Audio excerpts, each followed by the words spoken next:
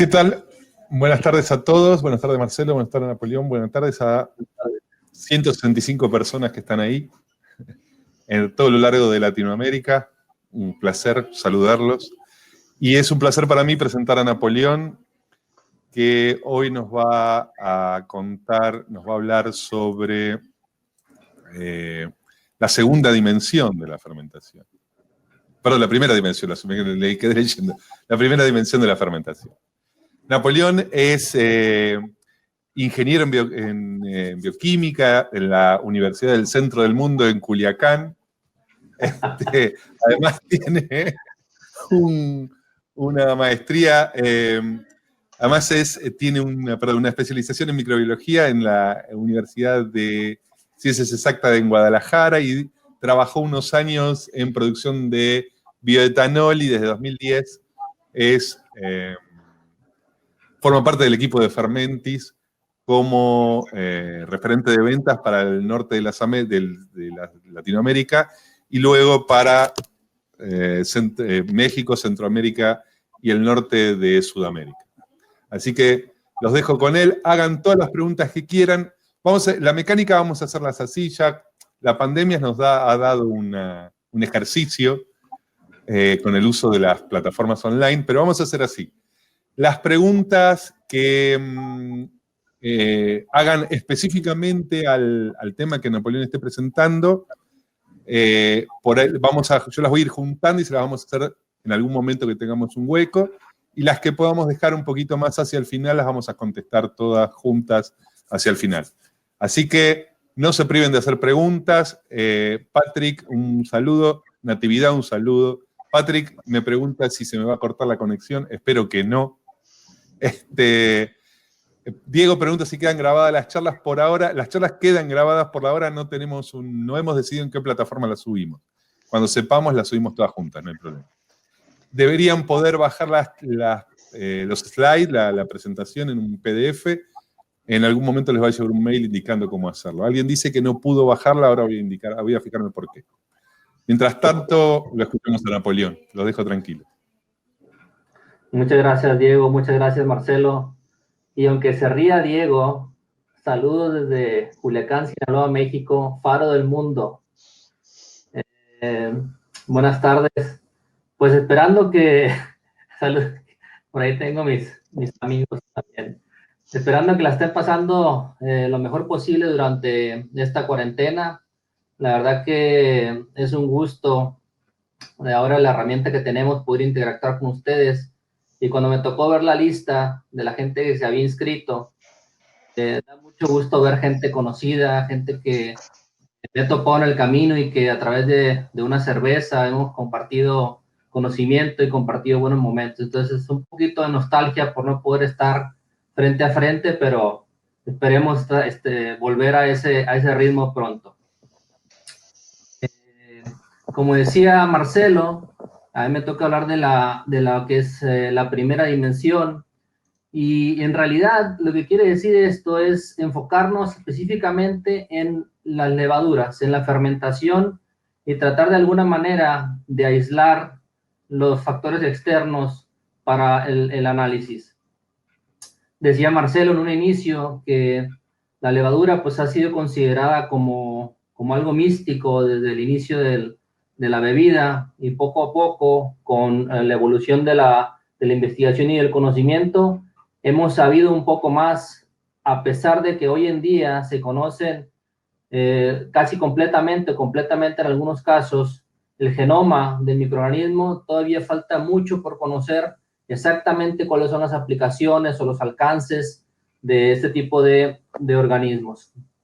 Tomar en cuenta que la levadura es un organismo vivo que va a reaccionar, obviamente, en el caso de la cerveza, a procesos anteriores y posteriores, como por ejemplo, podemos hablar de los granos, del malteado y todos los procesos que suceden antes de la levadura, que si bien son parte o forman precursores de qué es lo que la levadura tiene para poder construir después, a la hora que vienen los procesos posteriores, podemos incluso destruir lo que hicimos en la fermentación, o podemos enaltecer, digamos, las características de la levadura.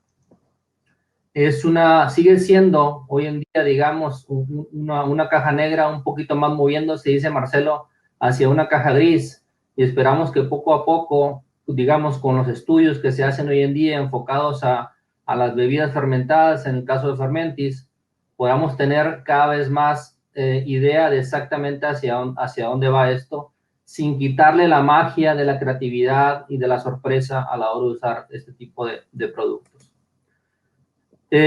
La fermentación del mundo tridimensional, en siguientes seminarios se va a hablar un poquito más acerca de esto, pero para los que no han escuchado, es como si estuviéramos hablando de 3 dimensiones, donde en el eje de las X tenemos las características intrínsecas de la levadura, es decir, la levadura, cómo actúa la levadura como tal cuando tiene, o qué datos podemos obtener del performance de la levadura en todo sentido cuando tiene una interacción menor de otro tipo de factores.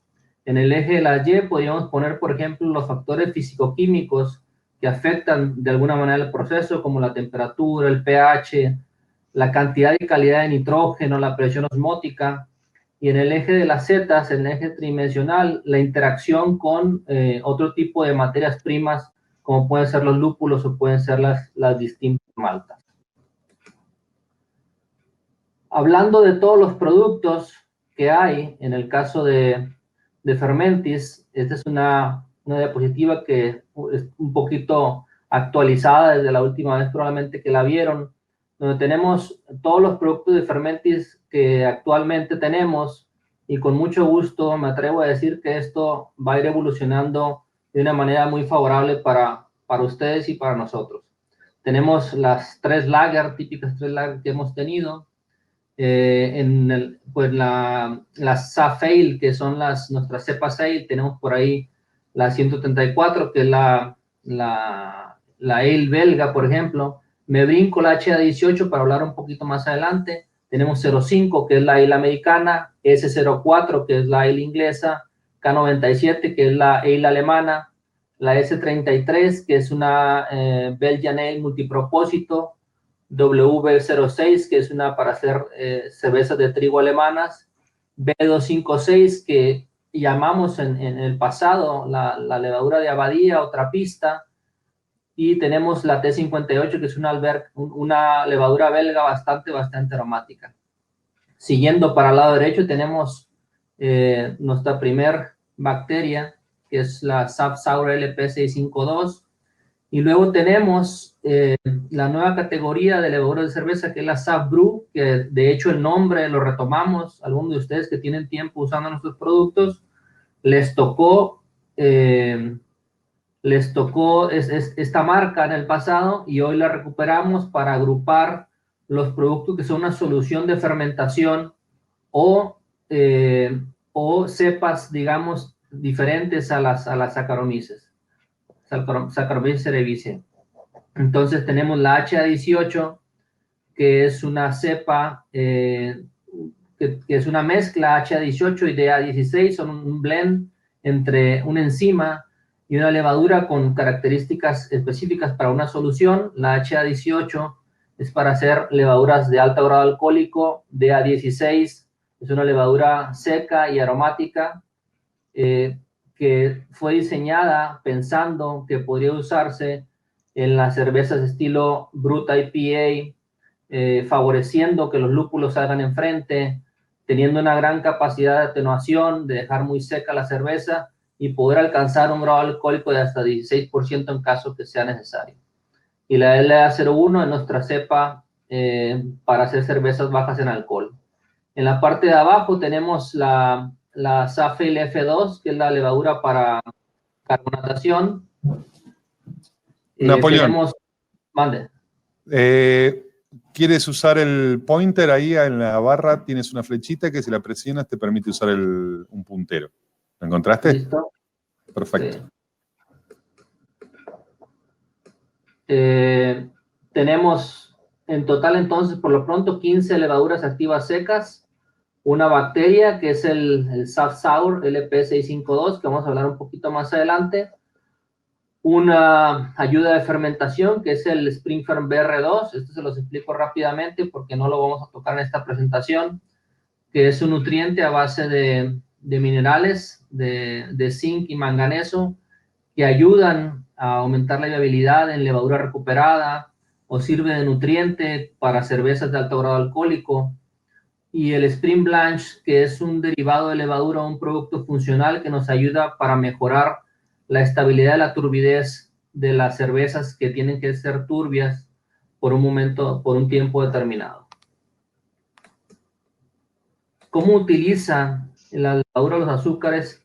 Habría que hablar primero de lo que es la fermentación alcohólica. Ustedes han visto ya esta ecuación muchas veces de lo que es la estequiometría de la conversión del azúcar en etanol y dióxido de carbono.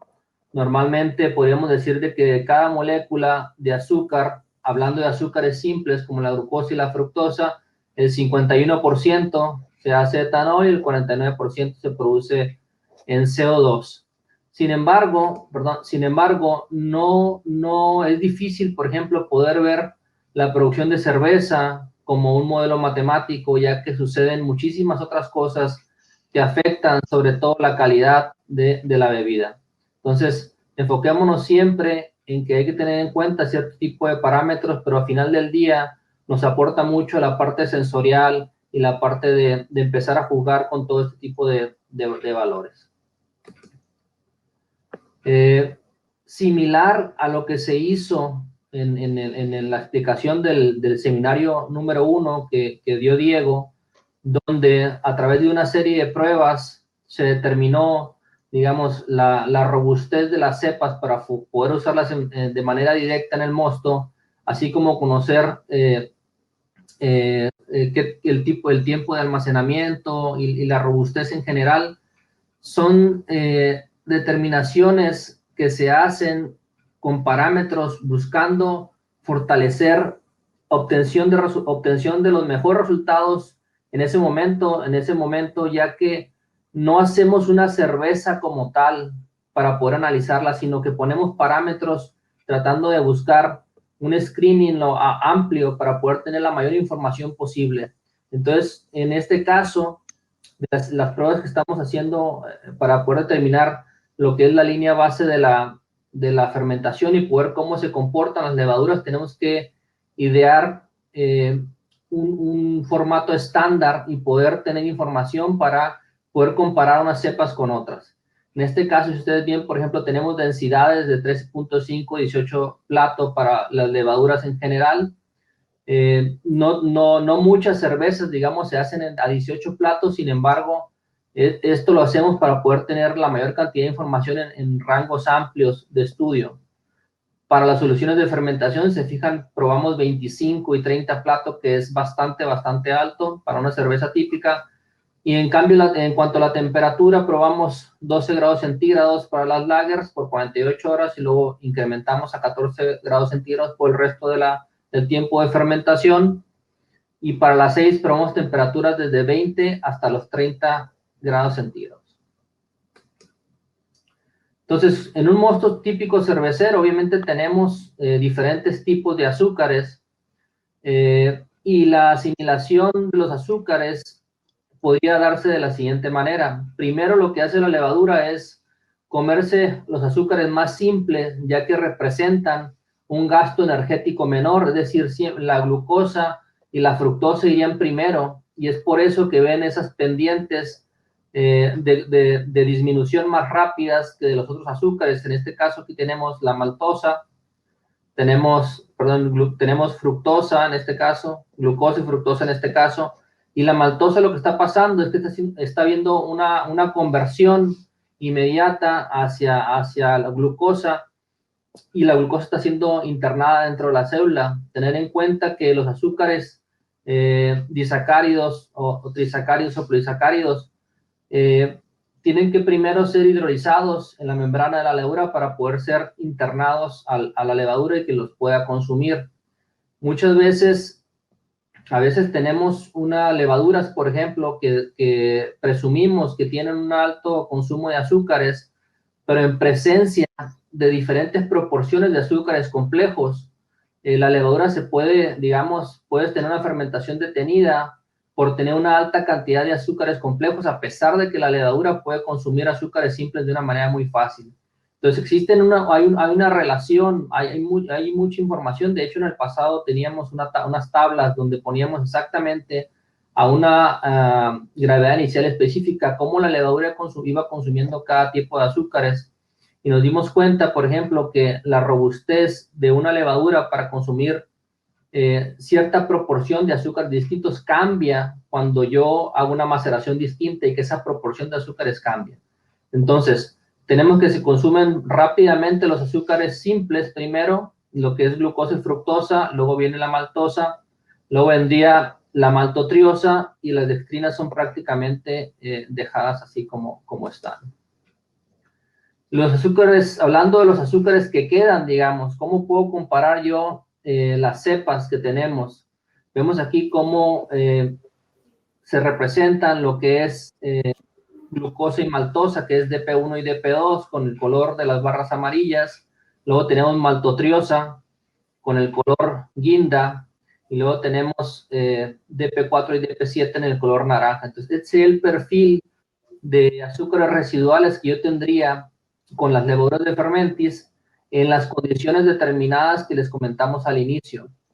Cosas interesantes a resaltar aquí es el gran número la gran cantidad de azúcares residuales que deja la S33, levaduras que atenúan bastante como la 134 y la W06 que vamos a hablar más adelante.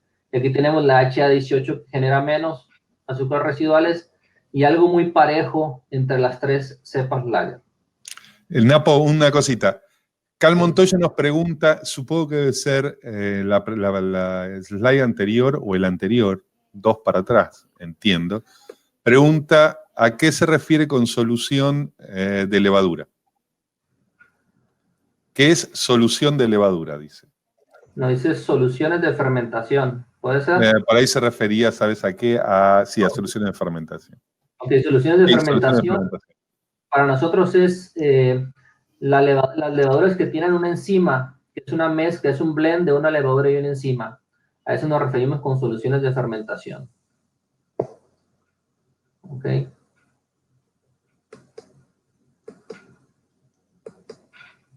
Y cuando vemos la atenuación aparente, pues obviamente vemos que son gráficos que corresponden con la H18 teniendo una atenuación aparente bastante alta. Luego vemos lo que es la W06 y la 134, que también, digamos, serían las que vendrían en el segundo lugar. Y luego tenemos la S33 con una atenuación bastante baja debido a que su incapacidad, digamos, de consumir maltotriosa en este caso. Y la SAF Lager en esta condición tiene una atenuación aparente bastante similar. Sin embargo, como experiencia les comento que SAF Lager S23 se puede quedar un poquito arriba conforme ustedes le empiezan a meter azúcares más caramelos, azúcares más complejos. Y luego cuando analizamos las cinéticas de fermentación, las curvas de fermentación, en este caso para la marca SAF Ale, tenemos algo que destaca aquí, tenemos 13.5 plato y 18 plato, 20 grados centígrados. Vemos que las gráficas cambian un poquito, pero podemos observar cuáles son las velocidades de fermentación, cómo hay levaduras, por ejemplo, que arrancan bastante rápido y se detienen porque ya no pueden consumir más azúcares, o tenemos una como la 0,5, por ejemplo, que es la que tiene la fase lag más larga. Aquí vemos cómo se queda al inicio de la fermentación y luego ya empieza a consumir azúcares de esta manera. Muchas personas nos preguntan cuando inoculan la 0,5, a veces es una preocupación la fase lag de la levadura o cuánto tarda en poder empezar el primer burbujeo. Decimos, es algo propio de la SAF, de la US05, que tiene una fase lag más prolongada que las demás. En el caso, aquí separamos en esta gráfica la BE134 y la W06, ya que son las dos cepas diastáticas que tenemos. Vamos a platicar un poquito más adelante de ellas. y comparamos, por ejemplo, cómo se comportan de 20 a 30 grados centígrados cuando tenemos una gravedad inicial de 13.5 plato. Vean que se producen curvas, o sea, la levadura, a pesar de ser diastática, cambia su comportamiento dependiendo de la temperatura también. Entonces, hay temperaturas que favorecen un poquito más o pueden ocasionar una velocidad un poquito más rápida, como el caso de la 134 a 30 grados centígrados, que es la que tiene la velocidad máxima de fermentación aquí. Y por eso, digamos, podemos cortar un poquito antes o un poquito después la fermentación. Vean que aquí más o menos la fermentación ya podría estar finalizada, y en el caso de cuando yo bajo la temperatura a 20 grados centígrados, tengo este tipo de curva que es bastante diferente y me puede jugar en contra cuando yo estoy teniendo los mismos tiempos de producción y corto la levadura antes, por ejemplo, quedándome bastante azúcar por fermentar todavía. En el caso de la solución de fermentación, como la SAF-Bru HA18, a pesar de tener una enzima, la levadura, digamos, que aumenta el potencial que tiene para comer azúcares complejos, simplemente cambiando la temperatura y cambiando la gravedad inicial, yo puedo producir una curva, una cinética de fermentación distinta y, digamos, de alguna manera detenerla o bloquearla y que no se consuma totalmente los azúcares en caso que yo le quiera dejar cierto cuerpo a esa cerveza. Comentarles un poquito una experiencia que tuvimos con la HA18.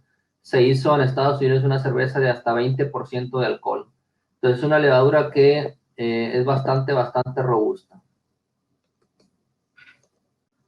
Cuando yo comparo las cinéticas de las cepas SAF Lager, son cinéticas que son bastante parecidas, un poquito, hay una diferencia pequeña, digamos, en las cinéticas y en el grado de atenuación. Y este tipo de cepa, la SAF Lager, digamos, al igual que otras que nos faltan, las seguimos estudiando para poder comprender más por qué sus comportamientos. Pero hoy en día, cuando yo las comparo en unos parámetros similares, veo que su cinética es bastante parecida. Hablando de la floculación y sedimentación de las levaduras, términos que a veces se pueden llegar a confundir. La floculación, pues, es un fenómeno no sexual, homotípico, reversible, que puede agregar masas multicelulares compuestas de miles, incluso millones de células, llamadas flóculos, que bajo condiciones estáticas sedimentarán y se separarán del medio. Entonces, aquí podemos ver dos fotos de una levadura, digamos, que no genera tantos agregados y una que sí genera estos flóculos mayores que tendrían tendencia, digamos, a sedimentar, ya que forman estos agregados. Sin embargo, hay cosas distintas en algunos casos. Y recordemos que en el pasado, digamos, típicamente, estoy hablando al inicio de la bebida, se conocían las levaduras solamente por ser de fermentación alta y fermentación baja, basados en su capacidad de floculación y sedimentación. Hoy en día sabemos que cada cepa tiene una característica distinta. En el caso de las levaduras ale, por ejemplo, de fermentación alta, que era este grupo que se hacía, son más hidrófobas, es decir, repelen más el agua, y esta mayor hidrofobicidad probablemente explique por qué los flóculos se asocian a las burbujas de CO2 y suben a la superficie. En muchas cervecerías modernas, variantes de la cepa ale, en el caso, por ejemplo, la de la 04, Safel 04 nosotros, se inventan fácilmente y en el fondo de los tanques cilíndrico-cónicos. En el caso de las levaduras lager, tienen esta hidrofobicidad, floculan y sedimentan fácilmente. Típicamente, a pesar de haber sedimentado, y muchas veces se relaciona una levadura que ha sedimentado con una levadura muerta, estas levaduras, digamos, sedimentan, pero pueden seguir trabajando en el fondo del tanque. Más o menos, de una manera de ilustrarlo, sería como podemos ver que está la molécula de ahí de CO2 y cómo las levaduras se le pegan, digamos, a la superficie y son arrastradas son suspendidas, digamos, en el medio, y cómo, digamos, otras que forman estas flóculas son arrastradas al fondo del tanque. Otro dato importante es que estos flóculos que se forman a veces pueden formar sedimentos compactos o no, dependiendo de la cepa de la que estemos hablando. ¿No? Se ha caracterizado, digamos, comparando en condiciones estándar la floculación que tienen las levaduras, y tenemos, por ejemplo, que hay unas como la E04 que tiene una sedimentación rápida y que flocula bastante bien, pero también tenemos otras como la K97, por ejemplo, que forma flóculos, pero se va a la superficie del tanque. Entonces, esta puede ser, digamos, cosechada incluso en la parte de arriba del tanque y es de una sedimentación lenta. Estas características las pueden encontrar en nuestro sitio de internet y también lo pueden encontrar en el Tips and Tricks que tenemos ahí. En el caso del rango SAF-Lager, sus condiciones de floculación, clarificación y sedimentación son bastante similares. Viéndolo desde otro punto de vista gráfico, K97, digamos, vendría con una sedimentación lenta, y así tendríamos subsecuentemente otro tipo de levaduras que forman en el medio, poca floculación y sedimentación lenta, una turbidez, digamos, que abonan a tener esta turbidez en la cerveza, sobre todo las cepas belgas. Y acá en la punta tendríamos la 04, por ejemplo, que ayuda a poder formar flóculo y a clarificar un poquito más la cerveza. Las lager son bastante parecidas en su floculación también. Estas son unas fotografías de lo que platicaba hace rato yo, lo que es el sedimento. Hay ciertas cepas de levadura, por ejemplo, que sedimentan, tienen un sedimento bastante compacto y que cuando son resuspendidas forman esta turbidez o esta turbidez powdery, digamos, que se suspende en el medio. Y hay otras levaduras, por ejemplo, que no tienen esa condición y a la hora cuando se resuspende, digamos, se forman estos pedazos o coágulos de levadura. Pasa seguido, por ejemplo, cuando no eliminamos toda la levadura durante el proceso de fermentación o durante el proceso de maduración, y que a la hora que embotellamos y a la hora que hacemos carbonatación en botella con la misma levadura que me quedó, generalmente, digamos, esta levadura se vuelve a crecer, y a la hora que estoy sirviendo la cerveza en un vaso, por ejemplo, la primera parte de la cerveza tiene una claridad aceptable y el resto de la cerveza queda bastante turbia. Entonces, por eso es importante considerar el nivel de compactación, digamos, de el tipo de levaduras que se usan cuando se hace acondicionamiento en botella.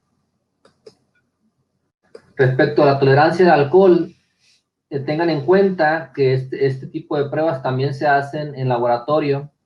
Y aquí podemos ver, por ejemplo, entonces el resultado de la tolerancia al alcohol es bastante. Habría que pensar que podemos alcanzar un poquito más en la cervecería. En el caso de la 05, por ejemplo, aquí tenemos un valor de alrededor del 9%. Hemos visto experiencias de gente usando 05 con 10.5% de alcohol.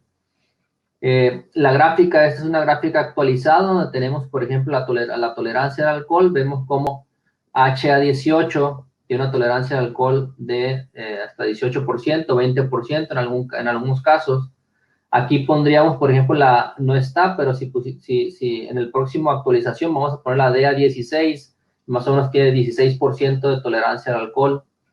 Las lager son similares en su tolerancia al alcohol, y la F2, por ejemplo, aquí tenemos que es 11%. Hemos tenido experiencias con gente que la ha usado para trabajar en 12.5% de alcohol para poder acondicionar en botella.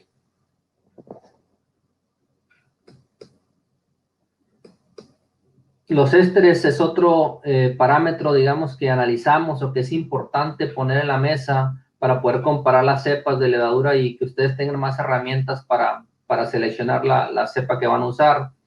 Los ésteres son compuestos que se producen por reacción de un grupo de alcoholes y grupos ácidos carboxílicos, por la acción de la acetiltransferasa. Generalmente se producen de dos maneras. Una que es la mezcla del etanol, del alcohol, con un ácido graso que proviene de tipo enzimada, y otra que forma parte de la vía de Ehrlich de los alcoholes superiores, donde en un punto la ruta metabólica se separa para producir un alcohol superior o un éster de acetato. Entonces son las principales dos fuentes que tenemos. Los ésteres se relacionan mucho con aromas y sabores a frutas principalmente, y obviamente comparando las levaduras, por ejemplo, hay unas que son muy esterosas, como la T58, B256, las lager son un poquito más contenidas en la parte de producción de ésteres.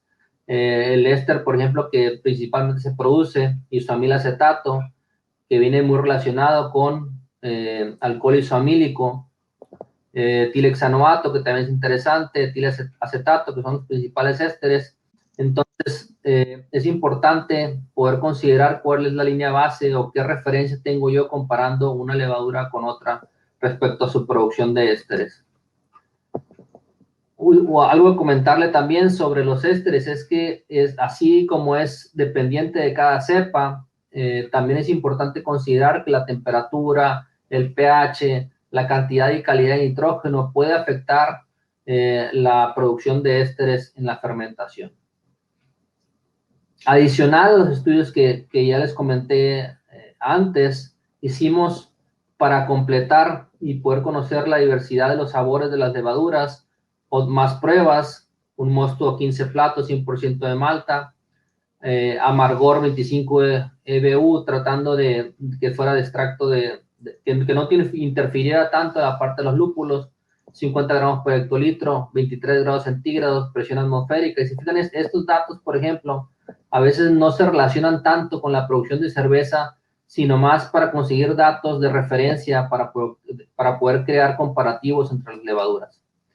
Y luego salimos con este gráfico que ustedes también lo han visto, que es un gráfico donde estamos hablando de los aromas y sabores de referencia, es principalmente un análisis sensorial de dónde se colocarían o en qué zonas se colocarían las diferentes levaduras, hablando de que aquí tenemos el lado picante, el lado frutal y el lado neutro. No necesariamente en el lugar, o sea, es un estudio más cualitativo que cuantitativo. No necesariamente significa que la S33 sea más frutal que la K97, sino fue la manera que las agrupamos. Lo que sí tenemos que considerar de que estas, digamos, son las cepas más frutales que tenemos, y de las lager, que son las del cuadro blanco, tenemos la S23.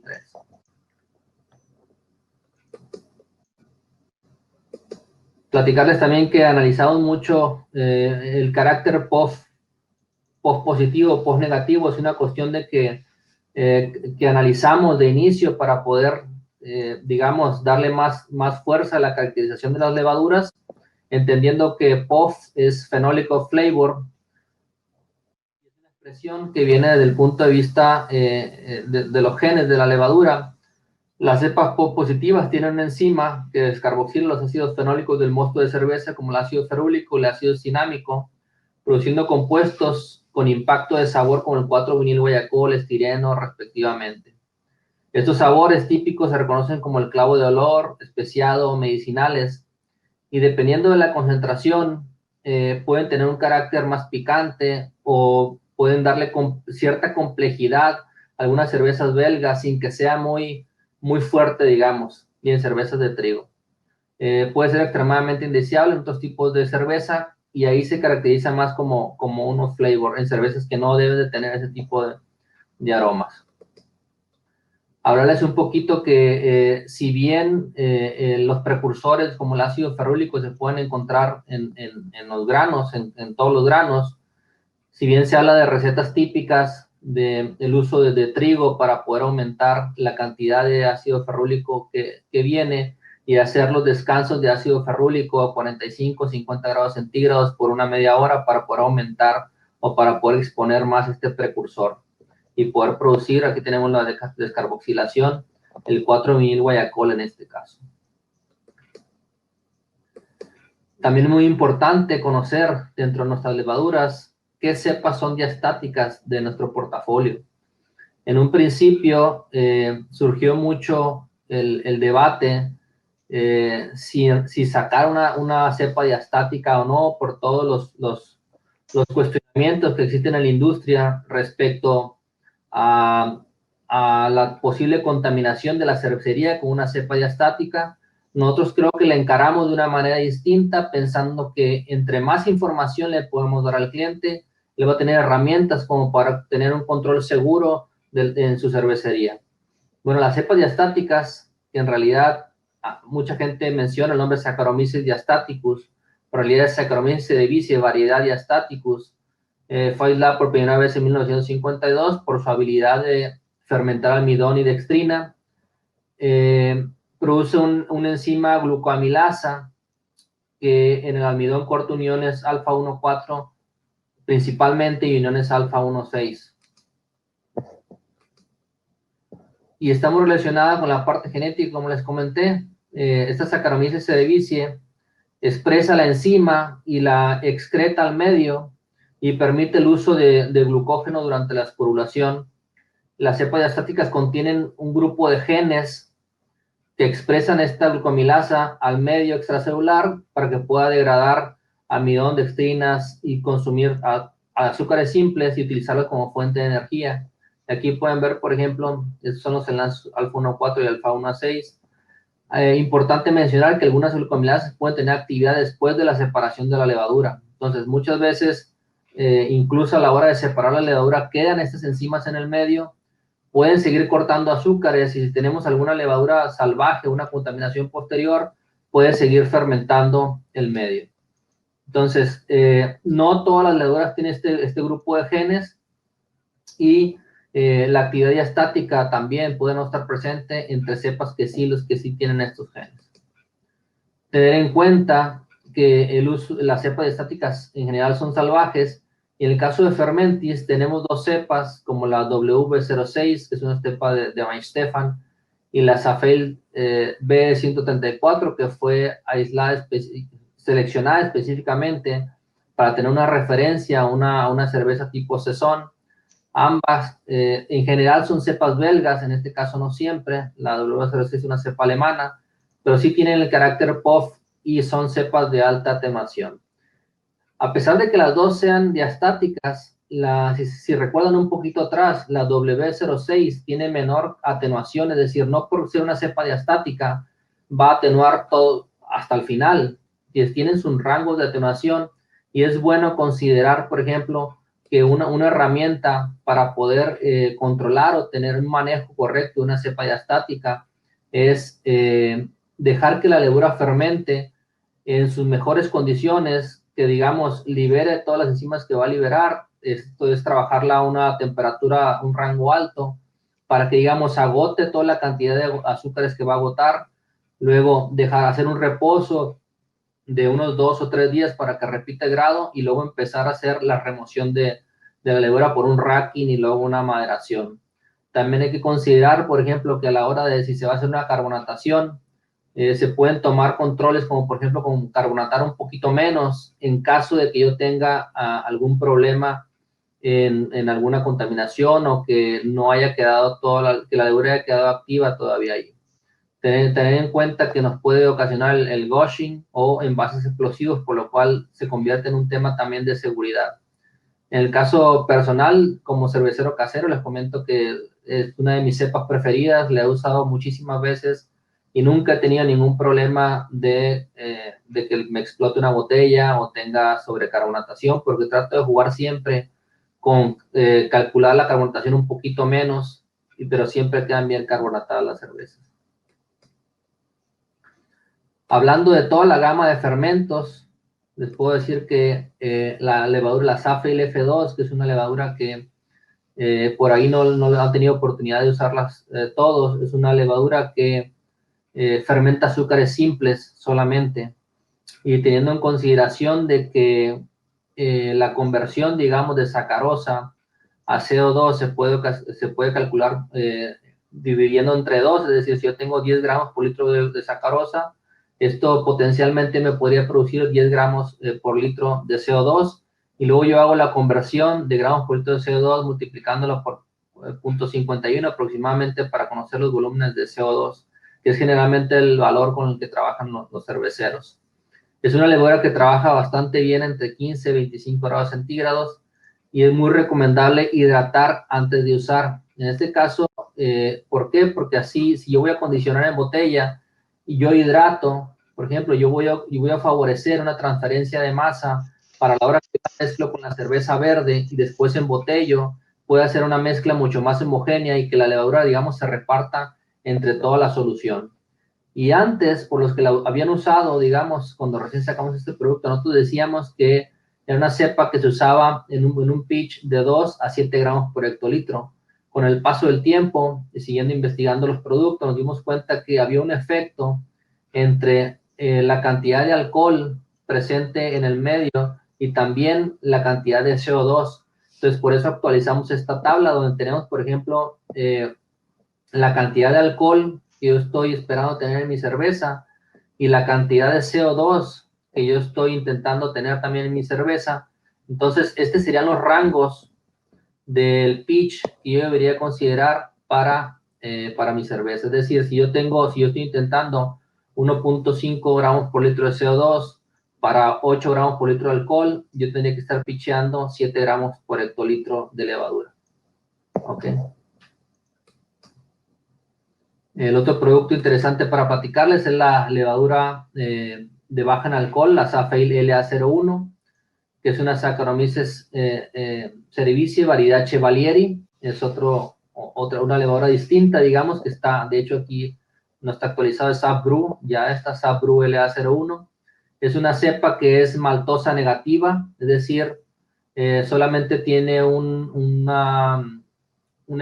consumo de extracto de un 10 a un 15%, que es más o menos la cantidad de azúcares simples que el mosto, que la malta trae desde el inicio, y produce características aromáticas a la cerveza, pensando en que esta levadura se va a usar para una cerveza baja en alcohol, y estamos acostumbrados a que las cervezas que están en el mercado se producen por destilación, digamos, y tienen un gusto principalmente a malta y nada más, porque están hechas a partir de cepas lager. En este caso, digamos, la levadura, a pesar, digamos, de tener una fermentación bastante limitada, es compleja en la parte de producción de aromas. Es positiva, digamos, tiene la capacidad de producir los fenoles, sin embargo, por la corta fermentación que hay o la poca cantidad de evolución de la fermentación, no alcanza a producir una cantidad de fenoles que digamos que sea muy fácilmente detectable o que sea molesta. Sin embargo, esta pequeña producción de fenoles, digamos, agrega complejidad a la mezcla. Tiene una floculación promedio, genera ese powder, digamos, en la cerveza, y estamos esperando que iniciar con una gravedad inicial de 6, 7, 8 platos nos pudiera dar, macerando un single infusion, no hay problema, nos pudiera dar alrededor de 0.5 gramos por litro de alcohol. Es decir, para eso está diseñada esta levadura, para producir cervezas con bajo grado alcohólico. Hablando de lo que les comenté de la complejidad, y se fijan, a pesar de que trabajo yo a 6 platos, 8, 10 o 15 platos, se producen, digamos, otros cogenéricos que le agregan esa complejidad a la cerveza. Y aquí en esta gráfica de abajo voy a poder cómo estas son mis azúcares iniciales y cómo después, digamos, trabajando a 15, a 10 o 8, a 6 platos, diferentes gravedades iniciales, se consume principalmente azúcares simples, que es la fructosa y la glucosa. Y todo lo demás prácticamente pasa intacto. Para las cervezas acidificadas en olla de cocimiento, tenemos la bacteria, primera bacteria de Fermentis, la SAF Saura LP652, que es una bacteria que es un Lactobacillus plantarum, que produce notas tropicales cítricas y frutas, principalmente homofermentativa. Después de un estudio nos dimos cuenta que la tasa de inoculación, que funciona bastante bien, 10 gramos por hectolitro, con un tiempo de fermentación láctica de 24, 48 horas, con un rango de temperatura de 30 a 40 grados centígrados, esperando un pH final de 3.2, 3.6. Obviamente que sabemos que el desempeño de ese tipo de microorganismos va a depender mucho del tiempo y de la temperatura, principalmente para que se produzca la cantidad de ácido o baje el pH deseado. Sabemos que hay nuestros clientes históricamente han usado diferentes tipos de microorganismos o medios de cultivo. Sin embargo, estamos nosotros intentando poner un producto con la calidad de Fermentis que cumpla con las expectativas, que sea easy to use y que pueda ser confiable y consistente. Cuando yo hablo de todas las levaduras, una pregunta que nos hacen siempre es ¿qué estilo o qué levadura es recomendada para un estilo específico? Nosotros siempre habíamos dejado esa pregunta un poquito, la respuesta se la habíamos dejado a ustedes y usaran su creatividad para poder identificar qué levadura se adaptaba más al estilo que ustedes estaban buscando o la interpretación de la receta que ustedes estaban buscando. En este caso, esta información está publicada en internet, está publicada en el Tips and Tricks. Les damos sugerencias, digamos, para poder hacer un estilo de cerveza. En este caso, por ejemplo, se fijan por una lager, pilsners especiales. Digamos que en este caso las 3 lagers son recomendables y basándonos en ese principio, por ejemplo, cuando nos preguntan que si cuál es la mejor levadura para una IPA, por ejemplo, si bien 0.5 y 0.4 están dentro de nuestros productos más populares para ese tipo de estilos, yo les recomendaría que hicieran un mosto madre e incluyeran a otra cepa ale para conocer qué levadura se adapta mejor a su interpretación de la receta, porque hay tantas variaciones y son en cuanto a la receta y los procesos, que muchas veces, por más que a mí la que más me gusta sea la 0.5, para una IPA americana, por ejemplo, he visto gente que usa la 0.4 y que les queda increíble y que es bastante recomendable. Okay, entonces la recomendación es anímense, traten de hacer un mosto madre y prueben las diferentes levaduras para saber cuál se adapta a su receta. Hay ciertas levaduras, claro está, que se adaptan mejor a estilos más tradicionales, como en el caso de las cervezas de trigo alemanas, la W06, o alguna belga así muy especiada que sería con la T58. Una cuestión también aquí que las incluimos, que les comenté, la Bruta IPA, por ejemplo, de aquí incluiríamos la DA16 para Bruta IPAs. HA18, Barley Wine, cervezas muy alcohólicas. Hay gente que por ahí ha intentado hacer una Amstel Ultra, una Michelob, para tratar de hacer una cerveza baja en calorías por la capacidad que tiene esta levadura de poder consumir la mayoría de los azúcares presentes en el mosto. Bueno, y finalmente, en los cuadros también van a encontrar información para la recomendación para las Kettle Sour, que sería la LP652, y como les comenté, para cervezas de bajo en alcohol, la LA01. Esta información adicional, la pueden encontrar en nuestro sitio de internet. Por ahí hay algunas presentaciones en diferentes lados y en diferentes foros estamos muy presentes, platicando todo el tiempo con los usuarios, con los cerveceros, y siempre es agradecido mucho el feedback que podemos obtener de ustedes para poder ampliar los rangos de estos estudios y poder traerles a ustedes información que se va actualizando conforme pasa el tiempo. La verdad que no nos quedamos ahí, siempre estamos tratando de buscar la información que cada vez sea más fácil de entender, información que sea cada vez más amplia para que ustedes puedan obtener lo que están buscando. Bueno, por mi parte es todo dentro de esta presentación y pues les agradezco y empezamos la parte de las preguntas, Diego.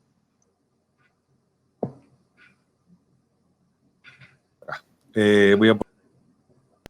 Diego, Marcelo. Estamos acá, estaba conectando la cámara. Bueno, gracias. A poner así. Vamos a empezar ahora a responder las preguntas. ¿Me escuchan? Así. Sí. Perfecto. Diego Les ahí leo las está- preguntas. Se está conectando, va a seguir él. Hola, Sí. ¿me escuchan? Sí, escuchamos. Seguís vos, Perfecto. Diego. Les leo las preguntas. La primera pregunta la hace Matías Gómez y pregunta: ¿a qué día de la fermentación es recomendable recuperar las levaduras? ¿Puedo responder yo? Quien Dale. quiera. Bueno, realmente no es objetivo, no fue objetivo de esta presentación mencionar eso. Digamos, podemos hacer, obviamente, eso en otras presentaciones, pero sí es un tema que normalmente lo tratamos. Normalmente la levadura no tiene una condición fisiológica que siempre es buena para ser recuperada, ¿no?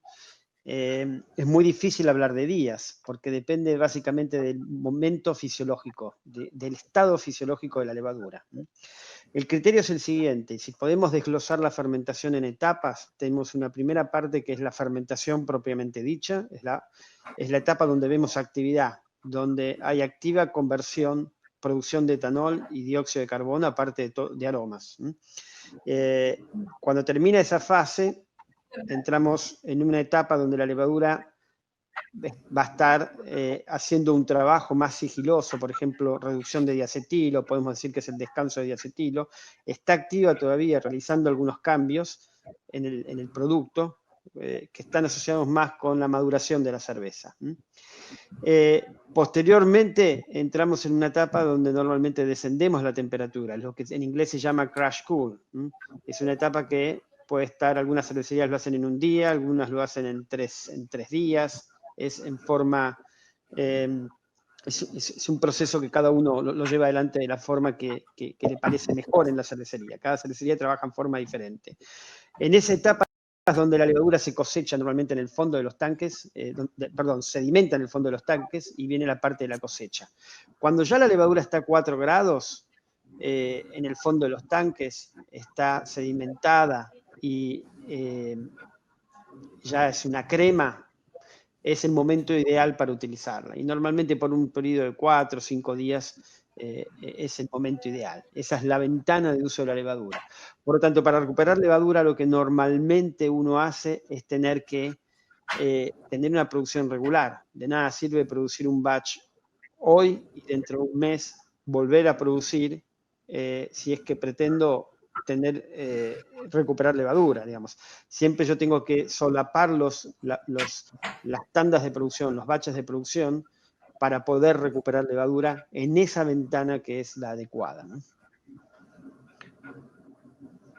Bien. La siguiente pregunta, que la hace Cal Montoya, en realidad está relacionada con esta, y es tan difícil de contestar como la primera, que dice: estaría bueno que se arme una tabla, si es que existe, sobre sus cepas y sus recomendaciones en cuanto a los momentos ideales de cosecha, dependiendo de la floculación y la sedimentación. Bueno, sigo yo. Nada. Sigo yo, así la termino. Esto realmente, lamentablemente estamos hablando de un microorganismo, de un organismo, y hay tantas variables que, y esto lamentablemente no es matemática, donde yo puedo hacer 2 más 2 es 4, ¿no? Entonces, vale lo que dije anteriormente en la respuesta anterior, digamos, uno tiene que identificar bien las etapas del ciclo de producción y realmente determinar cuál es el mejor momento. Yo lo expliqué respondiendo a la pregunta anterior. Cuando termino el crash cool, cuando la levadura ya está sedimentada en el fondo del tanque, es una crema, entonces ese es el momento ideal para utilizarla, para reutilizarla. Bueno, la siguiente pregunta pregunta Carolina, y dice: ¿qué resultados daría fermentar una cerveza con levadura lager a temperaturas de levadura ale? Te espero en el próximo webinar. Hola. Y lo vas a saber. Ahí está. Sí. Muy bien. El próximo Sí, webinar, claramente. que es el día martes que viene a la misma hora, voy a estar yo a cargo, trata de lo que llamamos la segunda dimensión. Justamente es cómo varían los comportamientos de las cepas en función de los parámetros de proceso. ¿Okay? Y uno de esos parámetros de proceso es la temperatura. Y bueno, vamos a mostrar un caso muy, muy interesante que es, ya lo adelanto, es la cepa 3470. y también vamos a ver otro caso de una ale, ¿no? Vamos a contrastar una ale versus una lager, ¿no? Es muy interesante, son trabajos que hemos hecho nosotros. Pero ahí te vamos a responder esa pregunta, pero te adelanto que con la 3470 se puede. En realidad es una linda experiencia probar qué pasa si fermento. Y al revés, la pregunta al revés, si tengo una levadura de ale y la fermento a temperatura de lager, ¿qué pasa? Bueno, ahí La misma, un lindo experimento. Lindo experimento, ¿no? No, experimento, bueno, digo. Esta presentación de la semana que viene también va a haber algunos casos, ¿no? Una ale sometida a muy bajas temperaturas va a tener muchas dificultades normalmente para fermentar. A veces termina la fermentación, pero en tiempos muy prolongados, y lo que puede pasar es que empieza a generar off flavors, o sea, sabores no deseados. Por ejemplo, exceso de diacetilo, que no se puede reducir al final de la fermentación, exceso de acetaldehído. También vamos a ver ese caso la semana que viene. O sea, no es recomendable porque no está preparada para fermentar esas temperaturas, y lo primero que uno ve son defectos sensoriales. William Espinosa. Sí, Napo, querías comentar algo. Decía yo que afortunadamente una de las cosas que facilita el aprendizaje es que la levadura seca, digamos, te permite jugar o de experimentar de una manera sencilla, sin tener que hacer grandes cosas para hacer tu propia experiencia, lo que también les comentábamos. Es muy válido generar su propia experiencia y luego poder buscar un punto más adelante para perfeccionar eso que están haciendo. Sí. William Espinosa pregunta, ¿qué levaduras recomiendan para hacer una cerveza con trigo? ¿W06 o 04? Napo. La 04 no le va a dar, depende, puede ser una de trigo americana, por ejemplo, no lo sé. Pero la 04 es una pop negativa y no te va a dar los aromas a clavo que está buscando de una típica alemana. Yo veo que hay gente que ha intentado utilizar, por ejemplo, el problema que tiene con la W06 hacer diastática, a veces vemos que la atenuación que se alcanza es bastante alta para una cerveza típica tradicional alemana. Pero en general sería W06 para hacer una cerveza de trigo así con carácter fenólico. Sí, yo para agregar algo, comento que el mundo de las cervezas de trigo es muy amplio, ¿no? Si uno quiere hacer uno puede tener una Crystal Weiss, una de trigo cristal, en ese caso, bueno, uno buscaría una cepa que pueda sedimentar, pero aparte ese tipo de cervezas normalmente no tiene un carácter fenólico, o banana. Si uno quiere una Hefeweizen típica alemana, uno necesita los ésteres típicos de banana, acetato de isoamilo, y necesita también carácter fenólico, que solo da una cepa POF positiva, en ese caso es la W06. Si uno quiere una de trigo sin el carácter fenólico, una cepa que puede ser muy interesante es la K97, ¿no? Que produce un sabor muy limpio y puede dejar algo de turbidez, porque en algún caso turbidez debido a la levadura, que tampoco es muy persistente en el tiempo, pues normalmente la turbidez viene por la matriz proteica polifenólica, ¿no? Pero la K97 puede ser una opción cuando uno no quiere el carácter fenólico. Perfecto.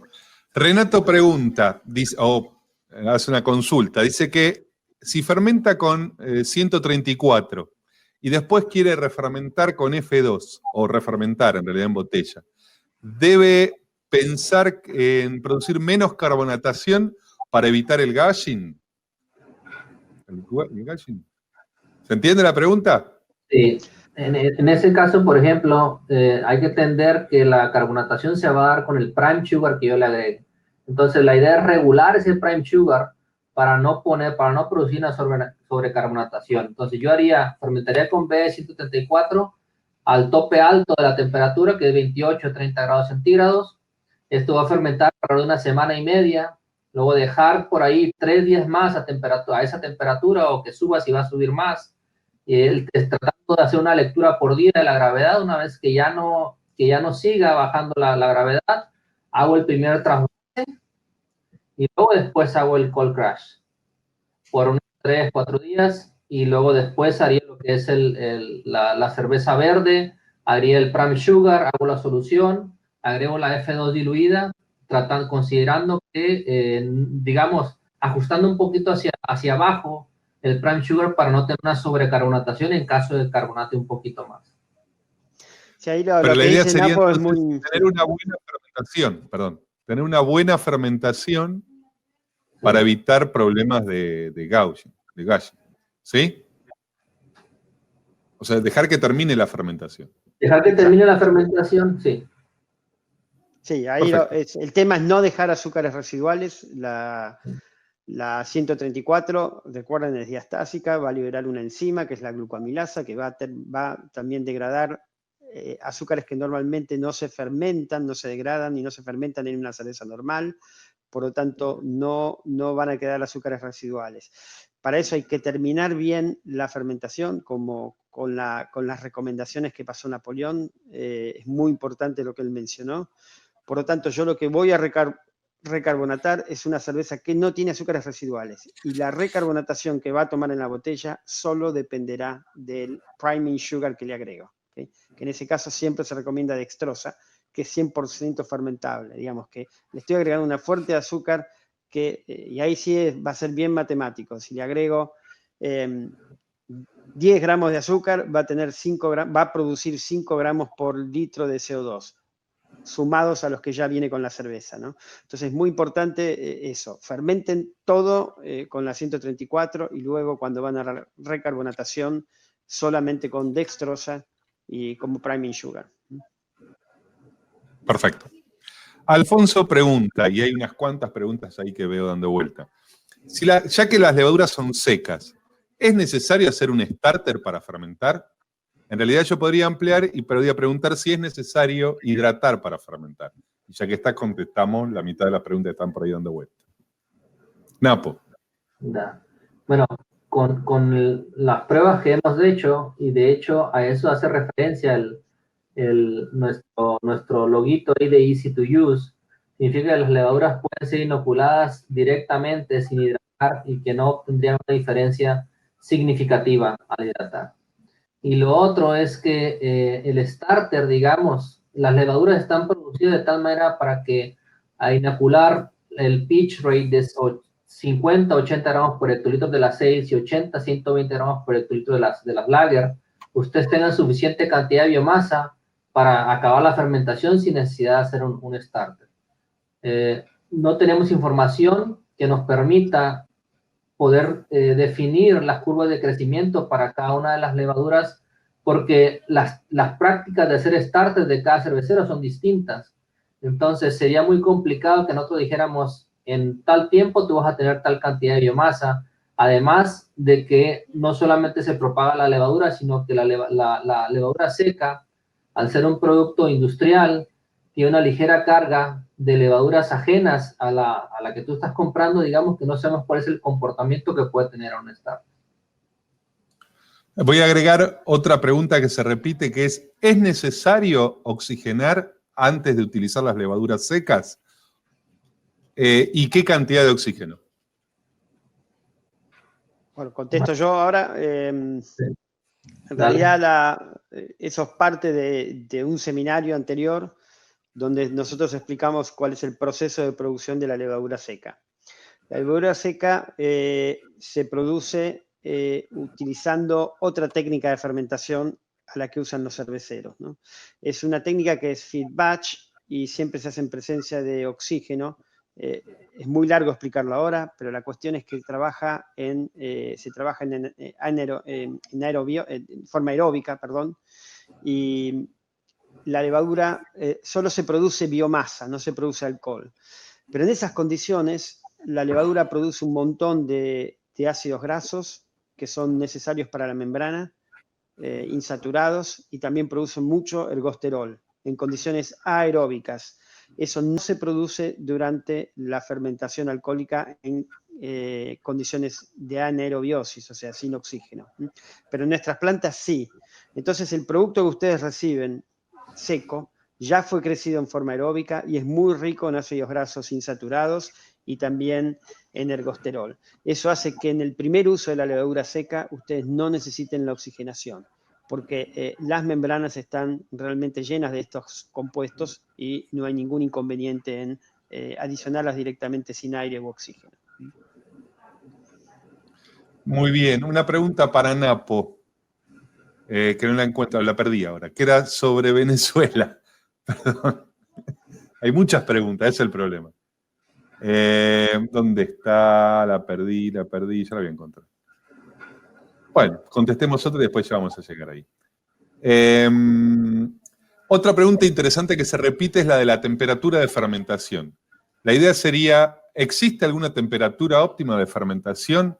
¿Cuál es soy nuevo, si empiezo a hacer cerveza, ¿a qué temperatura fermento la cerveza? ¿Es todo lo mismo? ¿Hay diferencias? ¿Cuántas dudas?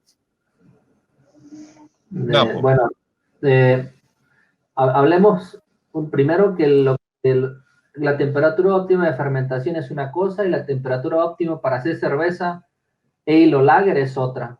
Digamos que las levaduras están muy cómodas de las cepas ale, por ejemplo, digamos a los 30, 32 grados centígrados. Sin embargo, producir una cerveza a esas temperaturas te puede llevar a producir una cerveza un poquito más desbalanceada, más alcohólica, donde haya más evaporación de compuestos, de cogenéricos. En tanto, producir una cepa a 20 grados centígrados da la oportunidad de que la levadura, digamos, esté en un medio un poquito más relajado, que esté un poquito más lenta la fermentación y que pueda existir un balance mejor entre la cantidad de alcohol y la cantidad de cogenéricos que se produce. Entonces es por eso que se recomiendan estos rangos de temperaturas. Generalmente los cerveceros fermentan mucho ales a 20 grados centígrados, lager entre 12 y 14. Sin embargo, los rangos que nosotros recomendamos es para que se atrevan un poquito más y que sepan que fermentar a 22 grados centígrados no va a tener mucha diferencia de con 21 o con 20, pero que también tienen que tener cuidado de no brincar mucho la temperatura porque ahí sí pueden tener un problema en el perfil de la cerveza. La pregunta que era para Napo, no sé si Marcelo quiere agregar algo. Ahí la perdí otra vez. Sí. Preguntan la comercialización de levaduras en Venezuela. Acá está. Dice, ¿hay comercialización de fermentis en Venezuela? Era eso nomás. Pregunta alguien. Sí, hay un distribuidor en Caracas. Por ahí que nos pasen un correíto, por ahí pásenos su nombre y luego le hacemos llegar la información. Curvas de fermento. Un segundo. Para todos los que preguntan sobre la información de esta charla, más el tips and tricks, teóricamente les llegó un mail avisando de esta charla y el link está roto, porque tuvimos hay un inconveniente. Luego de que termine esta charla le debería llegar otro link, otro mail, y ahí debería estar todos los links correctos. Y incluso va a estar el tips and tricks también. Y también creo que va a estar, Diego, agrego información sobre los próximos webinars. ¿Sí? Sí, va a estar información en los próximos webinars. Donde se pueden inscribir directamente. ¿Dónde? Me perdí acá. El descanso de diacetilo. ¿Cómo debo hacerlo? Pregunta alguien. Bueno, vi alguna pregunta ahí también, Diego, que estaba volando sobre que la US05 y que produce mucho diacetilo. Bueno, descanso de diacetilo. ¿Cuál es la base del descanso del diacetilo? El descanso de diacetilo es la reducción, es cuando se produce la reducción del diacetilo. O sea, en fermentación activa las levaduras producen mucho diacetilo y este diacetilo luego al final de la fermentación se reduce. Es una cuestión energética, no vamos a entrar en detalles, ¿no? Pero las levaduras para poder reducirlos al final de la fermentación deben tener un buen estado fisiológico. Si la levadura está estresada, si llegó a la fermentación con el último aliento, etcétera, etcétera, lo primero que va a pasar es que no reduzca el diacetilo. Entonces, normalmente las fermentaciones defectuosas son las que tienen diacetilo, ¿no? Uno también puede tener diacetilo porque no le da el tiempo necesario para que la levadura lo reduzca. Ese puede ser otro factor, ¿no? Pero el diacetilo normalmente, cuando uno trabaja con ales no es un gran problema porque se trabaja a temperaturas más altas de fermentación.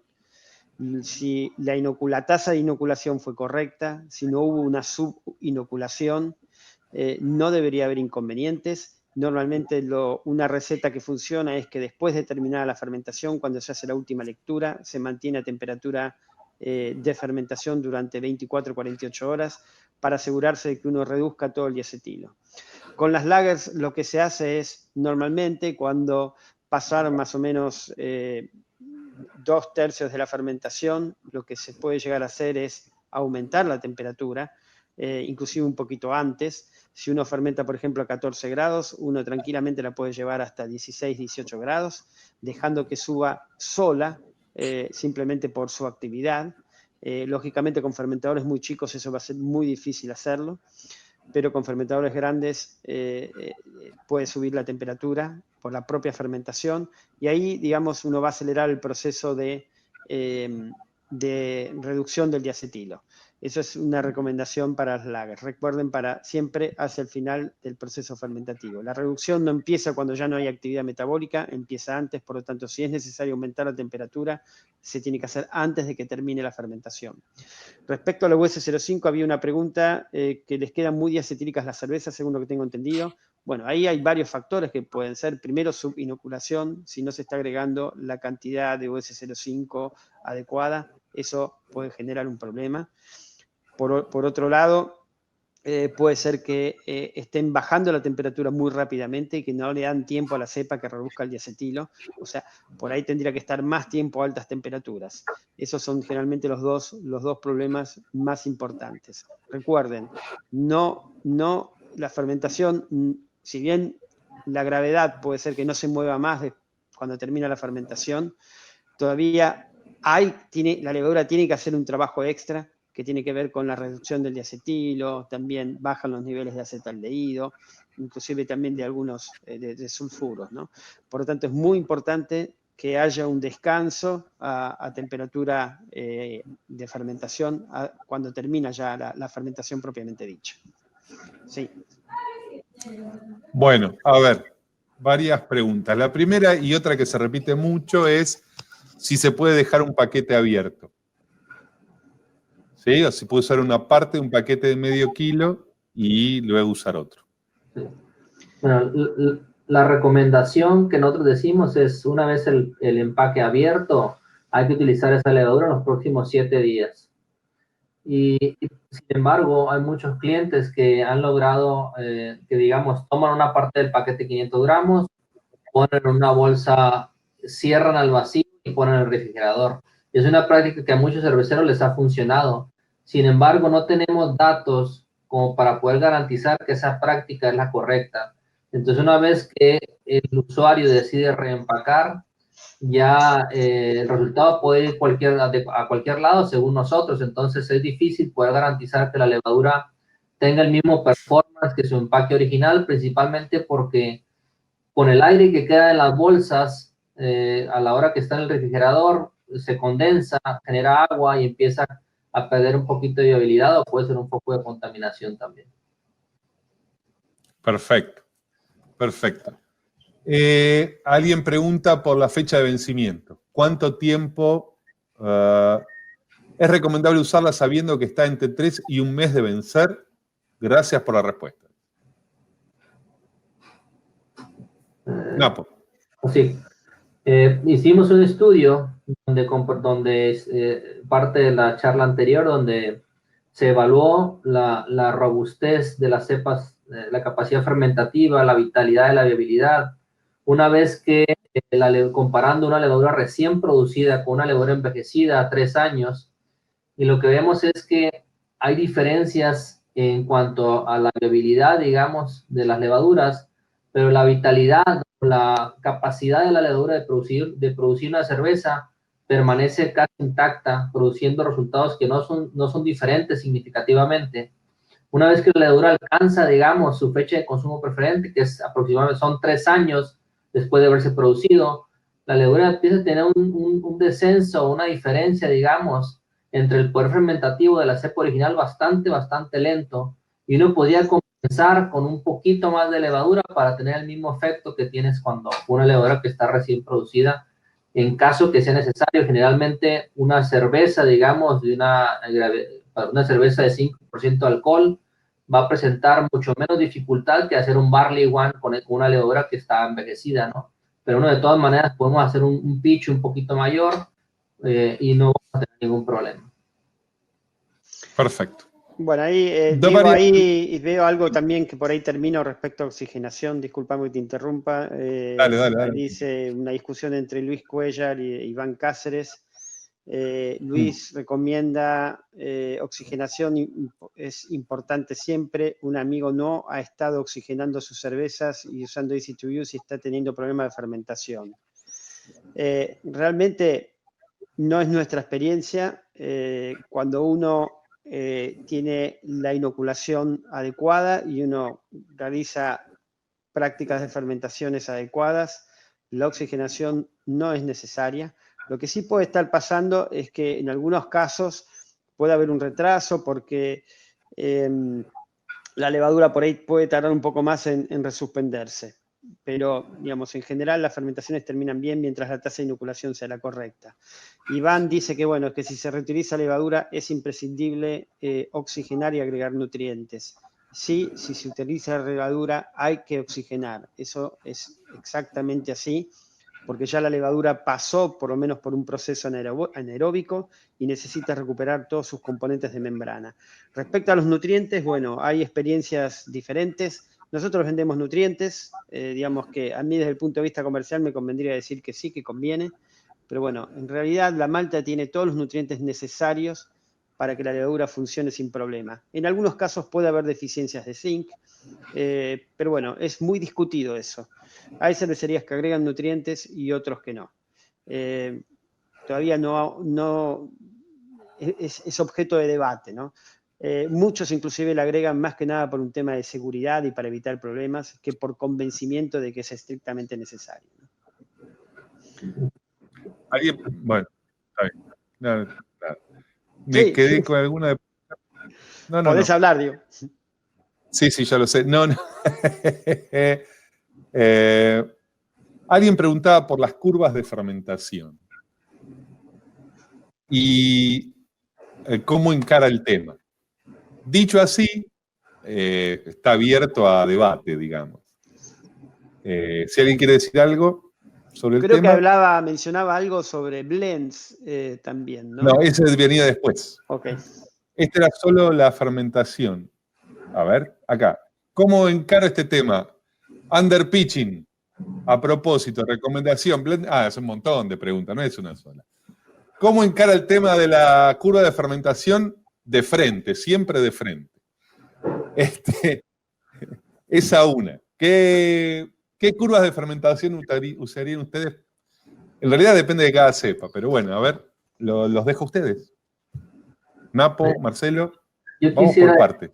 quisiera decir que, por ejemplo, sobre todo cuando es la primera vez que se usa una levadura que no tiene la experiencia, habría que estar muestreando, digamos, y empezar y medir a manera específica a un tiempo determinado para poder construir tu curva de fermentación. La curva de fermentación está formada por una fase de adaptación, que es, digamos, cuando la levadura empieza a tener ese mecanismo para poder empezar a trabajar. Comienza una fase de crecimiento, de aceleración, luego una de crecimiento exponencial, fase de aceleración, fase estacionaria y luego fase de muerte.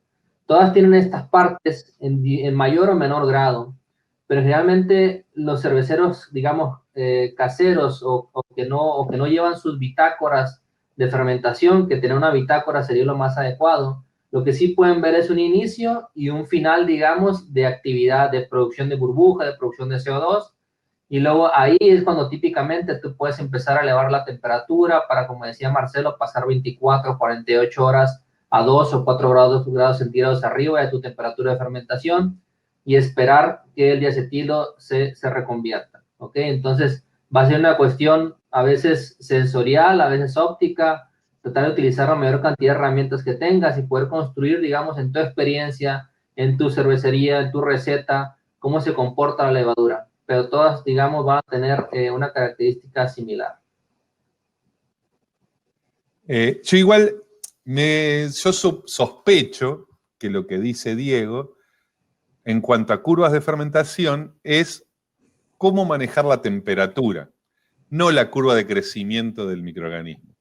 Pero sospecho, no tengo la certeza. La idea es si arranco a baja temperatura, elevo la temperatura y luego bajo y esas cosas por el estilo. Pero bueno, esperemos a ver si Diego hace alguna aclaración. Eso en cuanto a la curva de fermentación. Después pregunta si hace un underpitching a propósito. Supongo que preguntará qué sucede si inocula menos levadura de la necesaria. Diego, ahí tenemos respuesta? el webinar de la semana que viene, donde mostramos un ejemplo, o 2 ejemplos al respecto. Claramente cuando uno tiene una... Porque también vi que hay algunas preguntas que están volando por ahí sobre la cantidad de levadura que hay que agregar, ¿no? Las inoculaciones, la tasa de inoculación que nosotros recomendamos es entre 50 y 80 gramos por hectolitro para las ales y 80 a 120 gramos por hectolitro para las lager. Esa es una recomendación que está en todas nuestras hojas técnicas, lo van a poder ver en Tips and Tricks y también pueden verla en la página web. Eso por un lado. No recuerdo bien, Diego, recordame la pregunta, era... No, preguntaba si hacía un underpitch. Ahora, un underpitch, leyendo bueno. así, Entonces, claro. hay un montón de preguntas relacionadas con si pongo más levadura de la recomendada, menos levadura de la recomendada, ya que está, contesta todo. Sí, por eso sería bueno que se presencie en el seminario de la semana que viene. Nosotros vamos a mostrar ejemplos donde si estamos muy bajo en la tasa de inoculación, normalmente va a haber tendencia a la producción de off-flavors. Por ejemplo, lo primero que uno ve es diacetilo. Y si es muy alto, normalmente van a bajar los tiempos de fermentación. No probamos en estos estudios realmente inoculaciones exageradamente altas, ¿no? Pero normalmente esas fermentaciones más altas van a tener picos de temperaturas más elevados porque la biomasa se va a llegar a su límite más rápidamente. Eso va a afectar el perfil sensorial de alguna forma, ¿no? Pero lo que sí es muy importante, underpitching normalmente genera levadura estresada y uno ve defectos fermentativos, que lo más común es diacetilo y acetaldehído.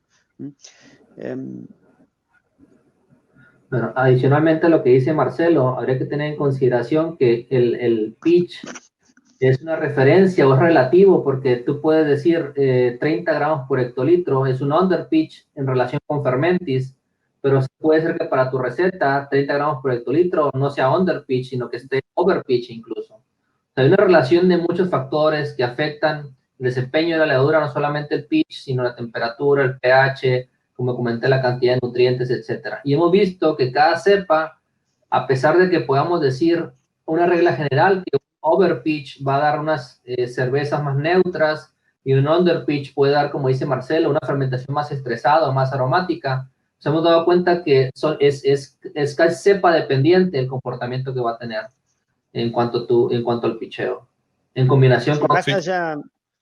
Más allá de los off flavors que mencioné antes, y lo que está mencionando Napoleón es importante, ¿no? O sea, cuando uno hace un underpitch, hay más crecimiento de levadura en fermentación y eso genera más metabolismo y genera más compuestos aromáticos. Sobre todo alcoholes superiores. Suele haber mayor presencia de alcoholes superiores. Cuando uno genera un exceso, un pitch más elevado, normalmente se producen más ésteres. Hay menos crecimiento y eso termina con más ésteres. O sea, cambia la relación ésteres-alcoholes superiores. Y como ustedes saben, los ésteres son más buscados en el proceso cervecero, ¿no?, que los alcoholes superiores. Es que me voy a meter ya que estamos, en el underpitch, el problema fundamental es el número de reproducciones. O sea, en una fermentación lo que uno busca es un número de reproducción, o sea, de duplicación de la biomasa. En una fermentación correcta hay un número, hay una multiplicación. Cuando hago un underpitch requiero más multiplicaciones. Le estoy dando más probabilidades a la fisiología de la levadura de generar todos los compuestos aromáticos o todos los compuestos que tienen impacto en el aroma y el sabor. Por eso el underpitch generalmente, para mí, es mucho más complicado que un overpitch, porque el overpitch con el tiempo podés resolverlo, en cambio el underpitch es muy difícil resolverlo con tiempo, para mi gusto, ¿eh? Igual, insisto con esto, hay algunas cosas que están preguntando acá, que no sé si, por ejemplo, José Antonio nos pregunta si podemos comparar 256 y 134 con la competencia, por ejemplo. ¿Qué te parece a vos? Me parece que después tenemos un amigo que le gusta hacer gomis. 256 con... Y con Avallé y 134 con Sazón, por ejemplo, con la competencia. La verdad es... yo lamento no poder darles esa información, pero la verdad no la tenemos, ¿no? Tal cual. Son cepas diferentes, son procesos de selección de cepas diferentes, eso con certeza. Claro. Ahora, con esto uno no quiere decir ni que la competencia es mala, simplemente no tengo datos para comparar en absoluto. Tal cual. Otra cosita, alguien pregunta sobre cepas para sidra. Pregunta, en caso de la sidra, la no adición de nutrientes puede retrasar el proceso de fermentación y se producen muchos sulfuros. ¿Qué tan recomendable es no agregar nutrientes a la sidra? No tengo experiencia en la sidra, pero se me ocurren un montón de cosas. Bueno, hablo un poquito. La sidra, digamos, es un proceso más parecido al enológico. Y normalmente puede haber deficiencias nutricionales, especialmente nitrógeno. Eso puede ser un problema, ¿no? En muchos casos se requiere adición de nitrógeno, que se puede adicionar con algún derivado de levadura que tenga una buena cantidad o un extracto de levadura que tenga una buena cantidad de nitrógeno de naturaleza orgánica, digamos, no certificado orgánico, sino nitrógeno en forma de aminoácidos, o si no, el agregado de fosfato de amonio, que es el DAP, difosfato de amonio. Normalmente, para que tengan una idea, una fermentación normal tiene que tener 150 ppm, 150 partes por millón de nitrógeno. Eso equivale a 150 miligramos por litro de nitrógeno. Para que puedan hacer una cuenta rápido, el DAP proporciona el 21% de nitrógeno. O sea, si yo agrego 100 gramos de DAP, de fosfato de amonio, entonces estoy agregando 21 gramos de nitrógeno, es el 21%. De esa forma yo puedo hacer las cuentas para llegar a 150 miligramos por litro, que son 150 ppm. Eso es lo mínimo que requiere una fermentación. Había una pregunta respecto a la miel, respecto al uso de miel. Diego, Sí. ¿no has visto por ahí?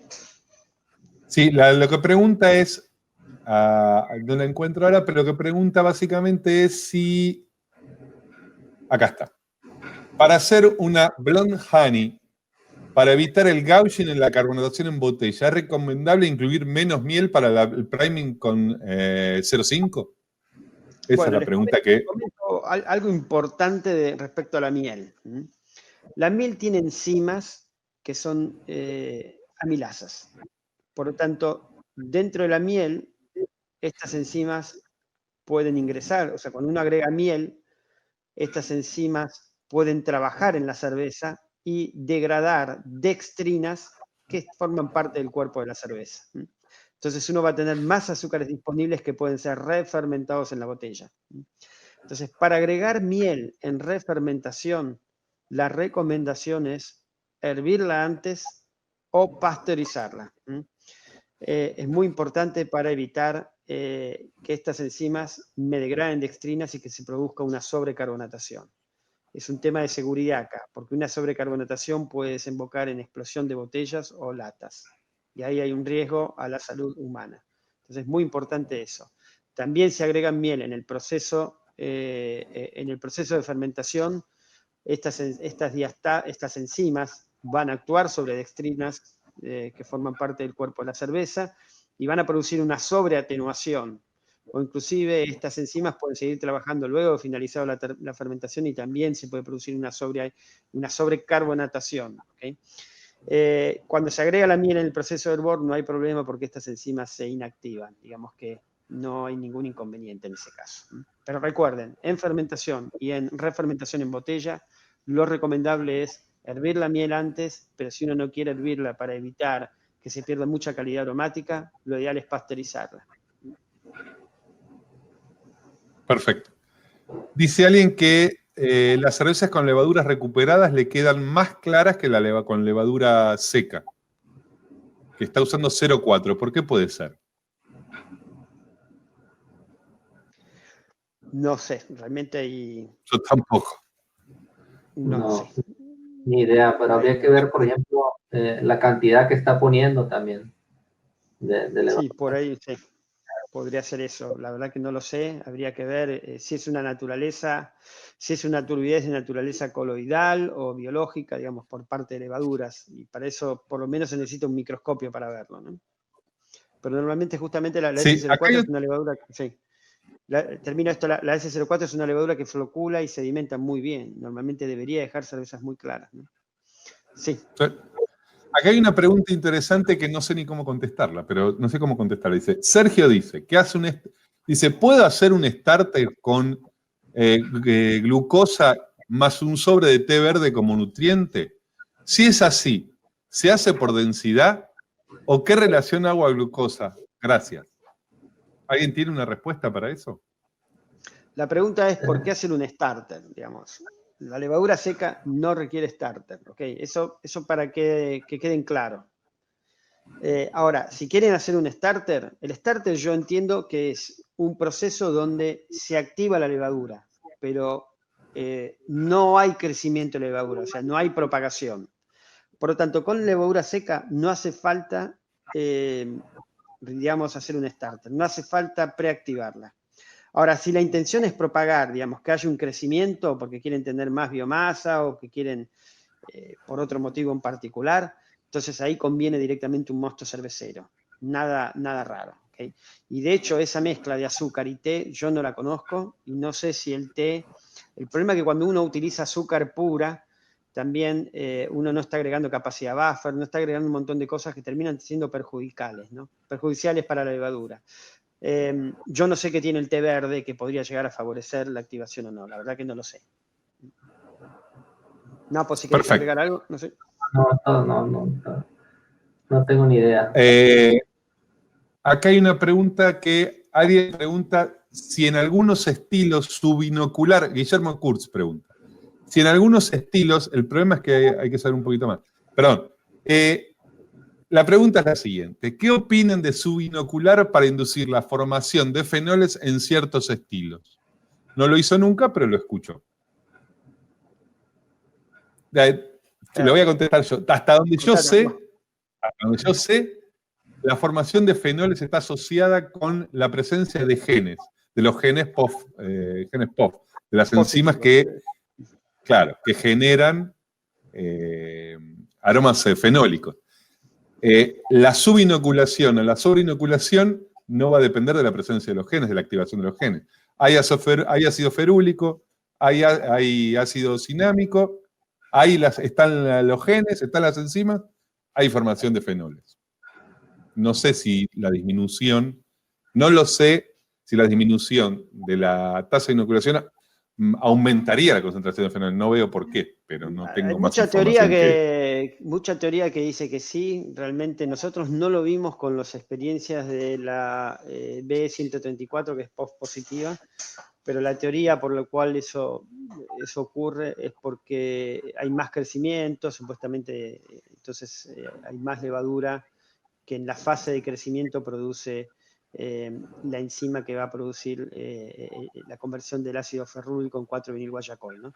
Pero nosotros no lo hemos visto en la cepa que estudiamos profundamente ese carácter que es el POF positivo, ¿no? Sí, acá Luis Cuellar dice que es porque se estresa la levadura y que está en el How to Brew de Palmer. Igual, a ver, si yo tengo una levadura que es POF negativa, no tienes los genes para producir 4-vinil-guayacol y ácido cinámico y todo eso, por más que estrese la levadura no va a producir nada. En todo caso, producirá algo similar, pero no esos aromas y sabores. Sí produce algo. Generalmente, cuando la levadura se estresa, va a producir ésteres, alcoholes superiores. Eso probablemente Igual va a depender mucho de la cepa.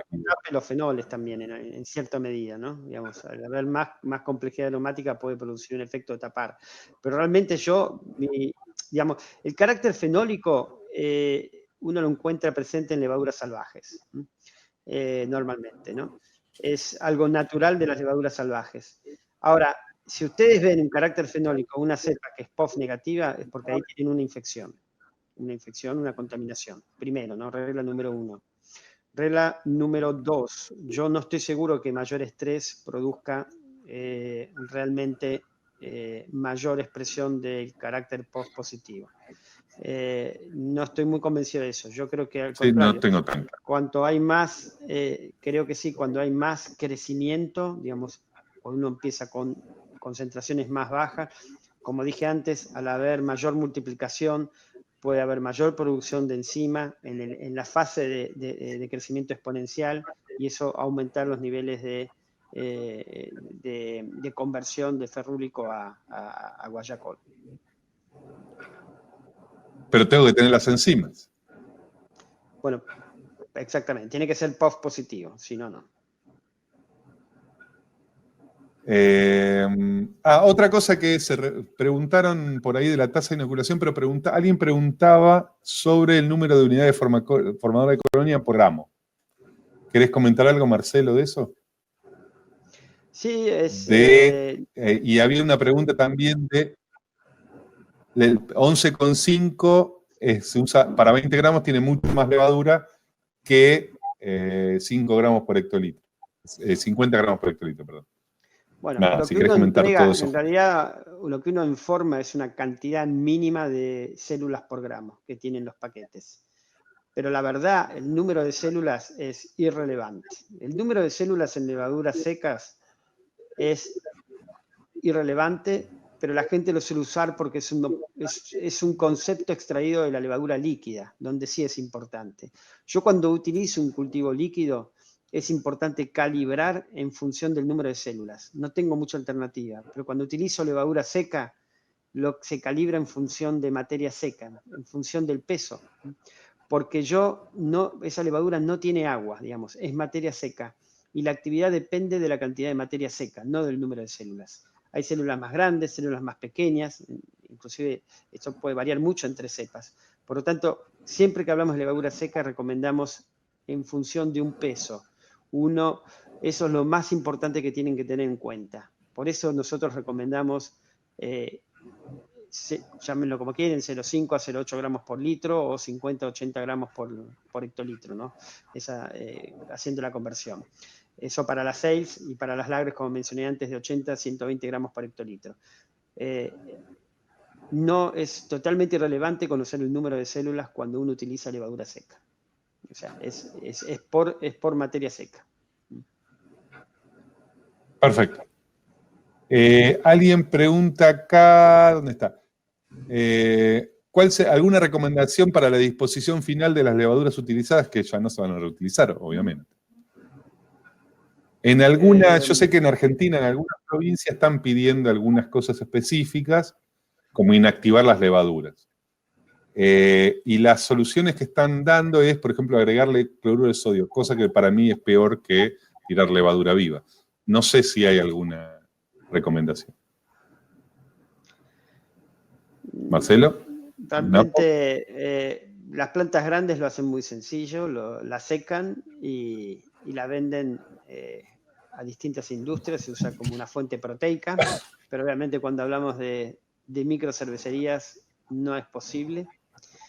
Eso tiene que ir, una posibilidad es tratar de separarla, de utilizarla como abono, tratar de utilizarla en un proceso de compostaje, pero nosotros, mi experiencia en las plantas que yo he trabajado en la anterioridad, lo que hacíamos era separar la levadura y se descartaba por otra vía, ¿no? Pero terminaba así en la basura, pero no en la cloaca, digamos, con el agua que uno descargaba de la cervecería, ¿no? Se descartaba por otra vía. Bueno. A ver, tenemos una pregunta más por acá que la perdí, que me pareció interesante. Acá. Aldo estaba por ahí preguntando si se podría refermentar en botella con la levadura que queda en suspensión o es necesario reinocular para fermentar. Acá está. ¿Recomienda agregar nueva levadura o con la levadura que está en la cerveza ya hecha es suficiente para refermentar? Sí podría. Hola. Sí, te escucho. Está en la Si hay gente... o sea, digamos, físicamente o químicamente sí podría. Hay gente que incluso no hace o una remoción de levadura limitada para que quede un poco levadura y agregar solamente el azúcar y que refermente en la botella. Pero pasa lo que comentaba hace rato. Si tú le agregas, si tú, digamos, fermentas con la misma levadura, refermentas con la misma levadura, es posible que tengas un incremento de los parámetros del perfil, digamos, parámetros organolépticos de tu cerveza madre. Es decir, con esa cantidad de azúcar va a producir un poquito más de ésteres, un poquito más de superiores con ese azúcar. Además de que la cantidad de biomasa que se expanda es incierta, por lo que te pueden quedar estos grumos, digamos, de levadura a la hora que tú sirves la cerveza en una botella. En el caso de la levadura F2, si comentamos, habría que remover lo máximo que se pueda de la levadura, de la fermentación. Y tú estás agregando una cantidad muy pequeña de levadura, una cantidad controlada, una cantidad que te va a dar consistencia, que se va a expandir poco, digamos, porque la fermentación solamente fermenta los azúcares simples del prime sugar y respecta el carácter y perfil de la cerveza madre que tú creaste. Entonces, fermenta azúcares simples, respeta el carácter de la cerveza madre y aparte genera una compactación en el fondo de la botella. Y en el caso, digamos, que se llegue a resuspender, forma este turbidez y no forma estos agregados de levadura.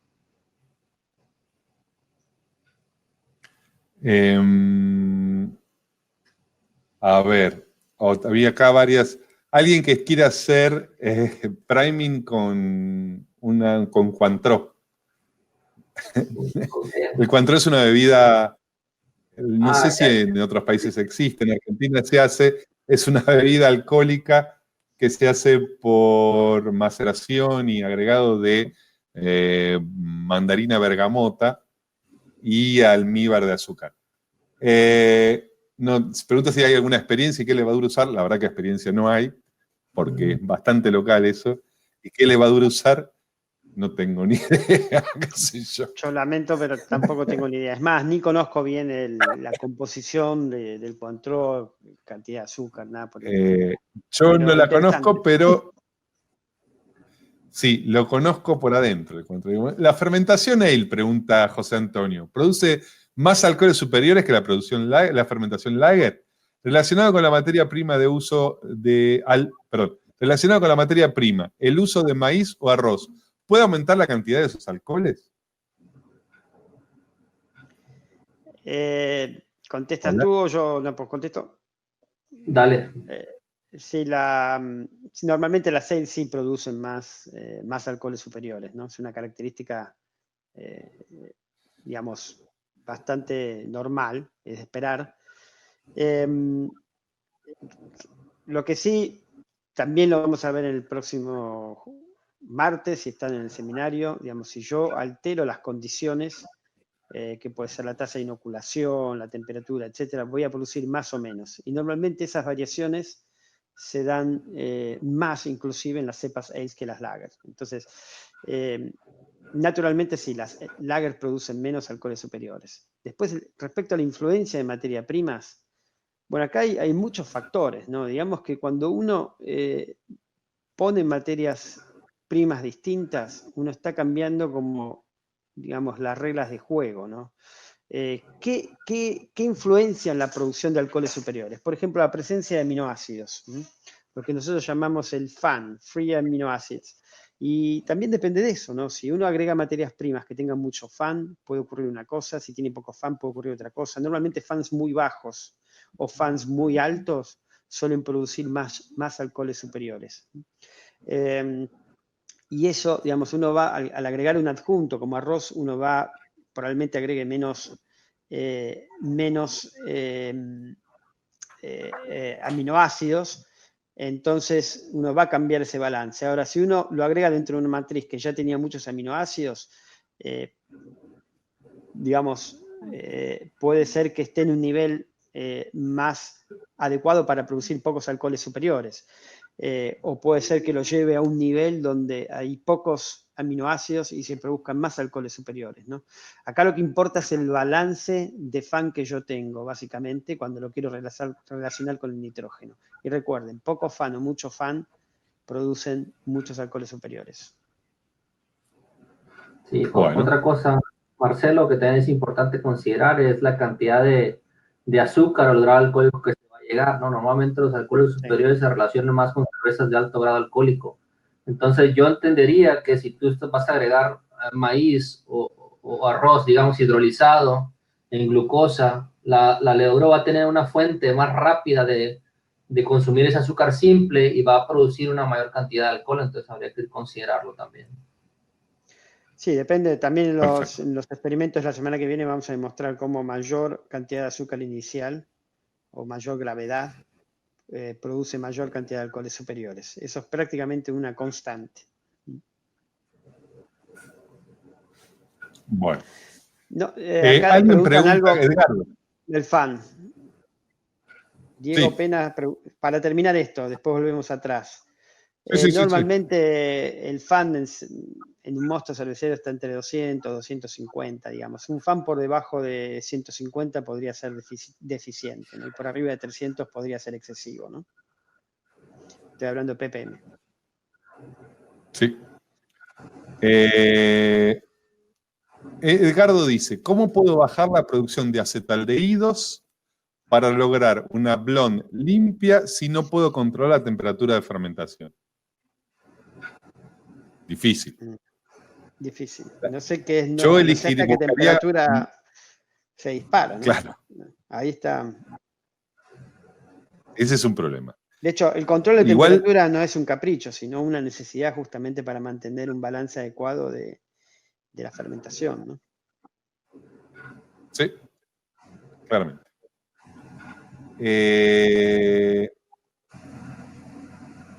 A ver, había otra pregunta acá que a mí me gustó, que era si teníamos alguna levadura, ¿dónde está? Que no degrade maltotriosa. Dice, ¿tiene alguna cepa incapaz de metabolizar la maltotriosa por completo? Bueno, la S33 ¿Napo? es... Ah, perdón, Napo.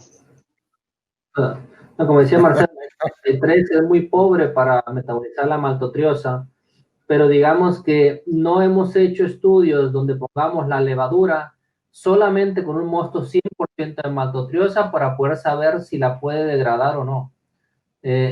Como comentaba, los experimentos que se hacen es un mosto cervecero donde tiene diferentes proporciones de cada uno de los azúcares y es una combinación de factores lo que va a hacer que una levadura pueda degradar o no un azúcar.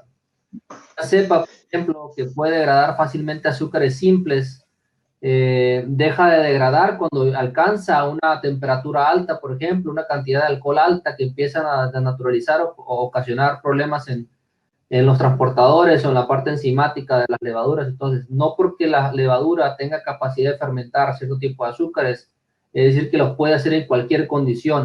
Entonces, la condición tiene mucho que ver, la cantidad de levadura podría tener algo que ver y la proporción de los diferentes azúcares en el mosto podría tener que ver también. Pero la S33 es la que de nuestra gama, digamos, tiene la menor atenuación. Sí, y alternativamente uno puede pensar en levaduras no cerveceras, ¿no? Las levaduras no cerveceras no están adaptadas a crecer en medios que tengan maltotriosa y por lo tanto suelen no fermentar la maltotriosa. En esos casos hay, bueno, levaduras enológicas o algunas levaduras de destilería que podrían trabajar de esa forma, ¿no? Guillermo Kurtz pregunta, ¿cuándo vienen las Kiev? La pregunta así, exactamente así. ¿Napo y Diego? ¿Alguien tiene? Yo creo que este año no, yo no sé, yo creo que este año no, pero por ahí vienen algunas sorpresas muy interesantes. Sí, No lo sé. hay trabajos muy avanzados respecto a esta familia de levaduras, así que esperemos pronto tener algo interesante.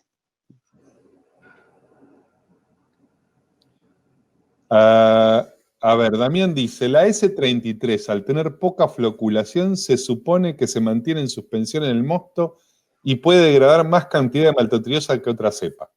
No. ¿Es correcto?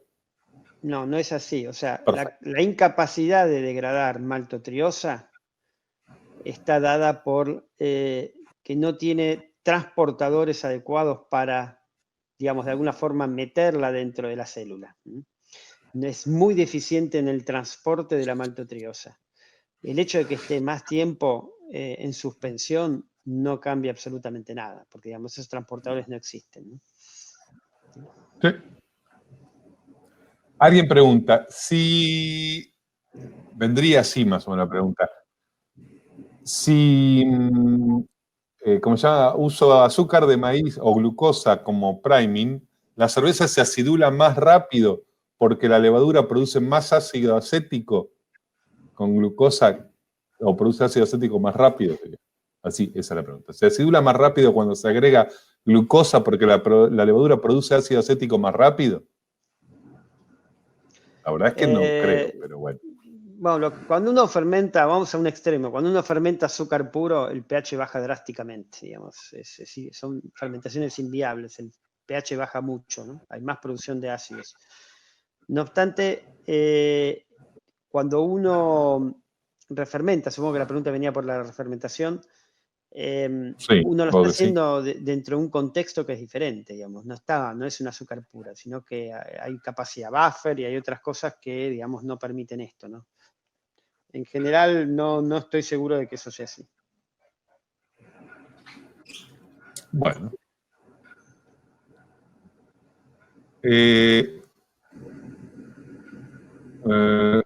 Dice, ¿cómo evitar que baje tanto el pH en la fermentación con W06? La pregunta del millón, eso. Sí, es así, ¿Sí? es una característica de esta cepa, ¿no? La verdad es que nos gusta o no nos gusta, digamos.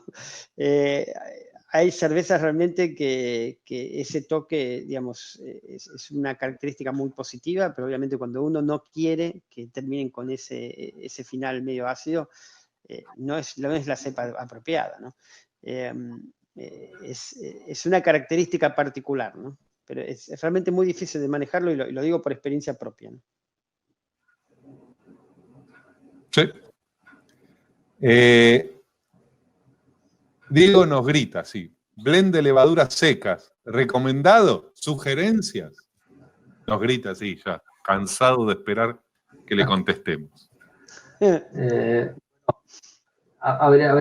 Sí, la levadura seca ofrece esa facilidad que tú solamente por peso puedes hacer, digamos, proporciones de una cepa y otra e inocular directamente a la fermentación. Y una de las cosas que recomendamos nosotros siempre es tratar de que las levaduras que se utilizan sean complementarias, es decir, que tengan características que se puedan complementar en términos de atenuación, velocidad de fermentación, tolerancia al alcohol, digamos, que produzcan aromas que no se contrapongan o que no se enmascaren. Esas serían las recomendaciones que teníamos. Funciona mucho, por ejemplo, tenemos experiencia mezclando la T58 con la BE134. Esas van muy bien. 2/3 partes 134, una tercera parte T58. Y así imagino que debe haber otras oportunidades con las levaduras, pero la verdad no las he experimentado todas. Sí, yo particularmente tengo una muy buena experiencia mezclando la T58, 2/3 y 1/3 de B256. La T58 inclusive había un comentario ahí de que atenúa poco.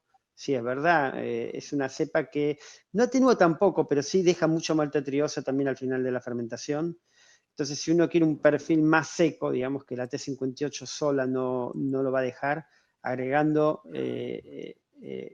la B256 uno puede llegar a una mayor atenuación. Digamos que uno con 2/3 de T58 y 1/3 de B256, lo que uno obtiene es el perfil de la T58, que es especiado, fenólico, mucho éster y a la vez un perfil más seco por la acción de la B256 que fermenta, que realmente tiene una atenuación muy alta.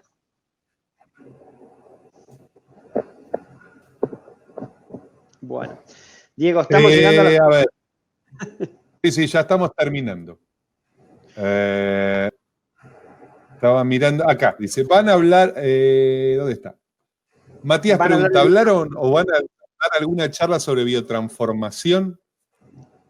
Sí. La respuesta sería ni. O O sea, no vamos a hablar de biotransformación desde el punto de vista bioquímico de la transformación, pero sí vamos a ver el resultado de la actividad de la levadura sobre mostos lupulados, que es otra forma de encarar la biotransformación. Sí, es otro enfoque, digamos, ¿no? En vez de, porque, Claro. digamos, nosotros estamos convencidos que el enfoque de medir enzimas para de ahí predecir cómo van a trabajar en la biotransformación no es, los últimos trabajos han demostrado que eso no sirve.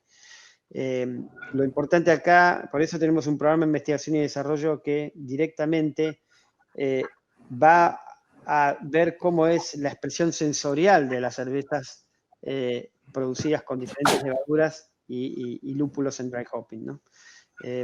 Eso va a ser la tercera presentación del ciclo a cargo de Diego, digamos, dentro de 2 semanas. Bueno, hemos llegado al final de la charla. Han quedado, obviamente, preguntas sin responder. Sí. Diego, te interrumpo. Estas preguntas vamos a contestarlas en las próximas presentaciones, ¿no? En las próximas. Sí, claro, eso iba. Sí. Muchas de ellas van a ser contestadas en los próximos seminarios, incluso algunas que no tienen.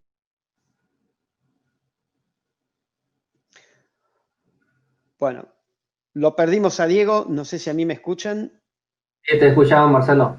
Bueno, continúo yo. Lamentablemente lo perdimos a Diego ahora, pero lo que sí, en las próximas presentaciones vamos a tratar la dimensión 2, que es, recuerden cómo varían la expresión sensorial en función de los parámetros de fermentación. Hay muchas preguntas de hoy que estaban orientadas por ese lado.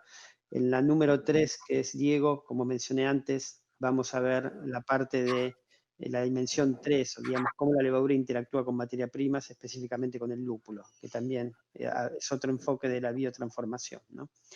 Y después tenemos una presentación 4, que es la producción de seltzers, que es un nuevo tipo de bebida que está teniendo un auge muy grande en los Estados Unidos. Entonces, bueno, hasta acá llegamos. Les agradezco a todos, les agradecemos la presencia. Napo, ¿quiere cerrar con algunos comentarios? En general, todo perfecto. Muchas gracias por todos por la atención y manténganse conectados para los siguientes seminarios de Fermentis. Un gusto siempre interactuar con todos ustedes y muchas gracias, Marcelo, Diego.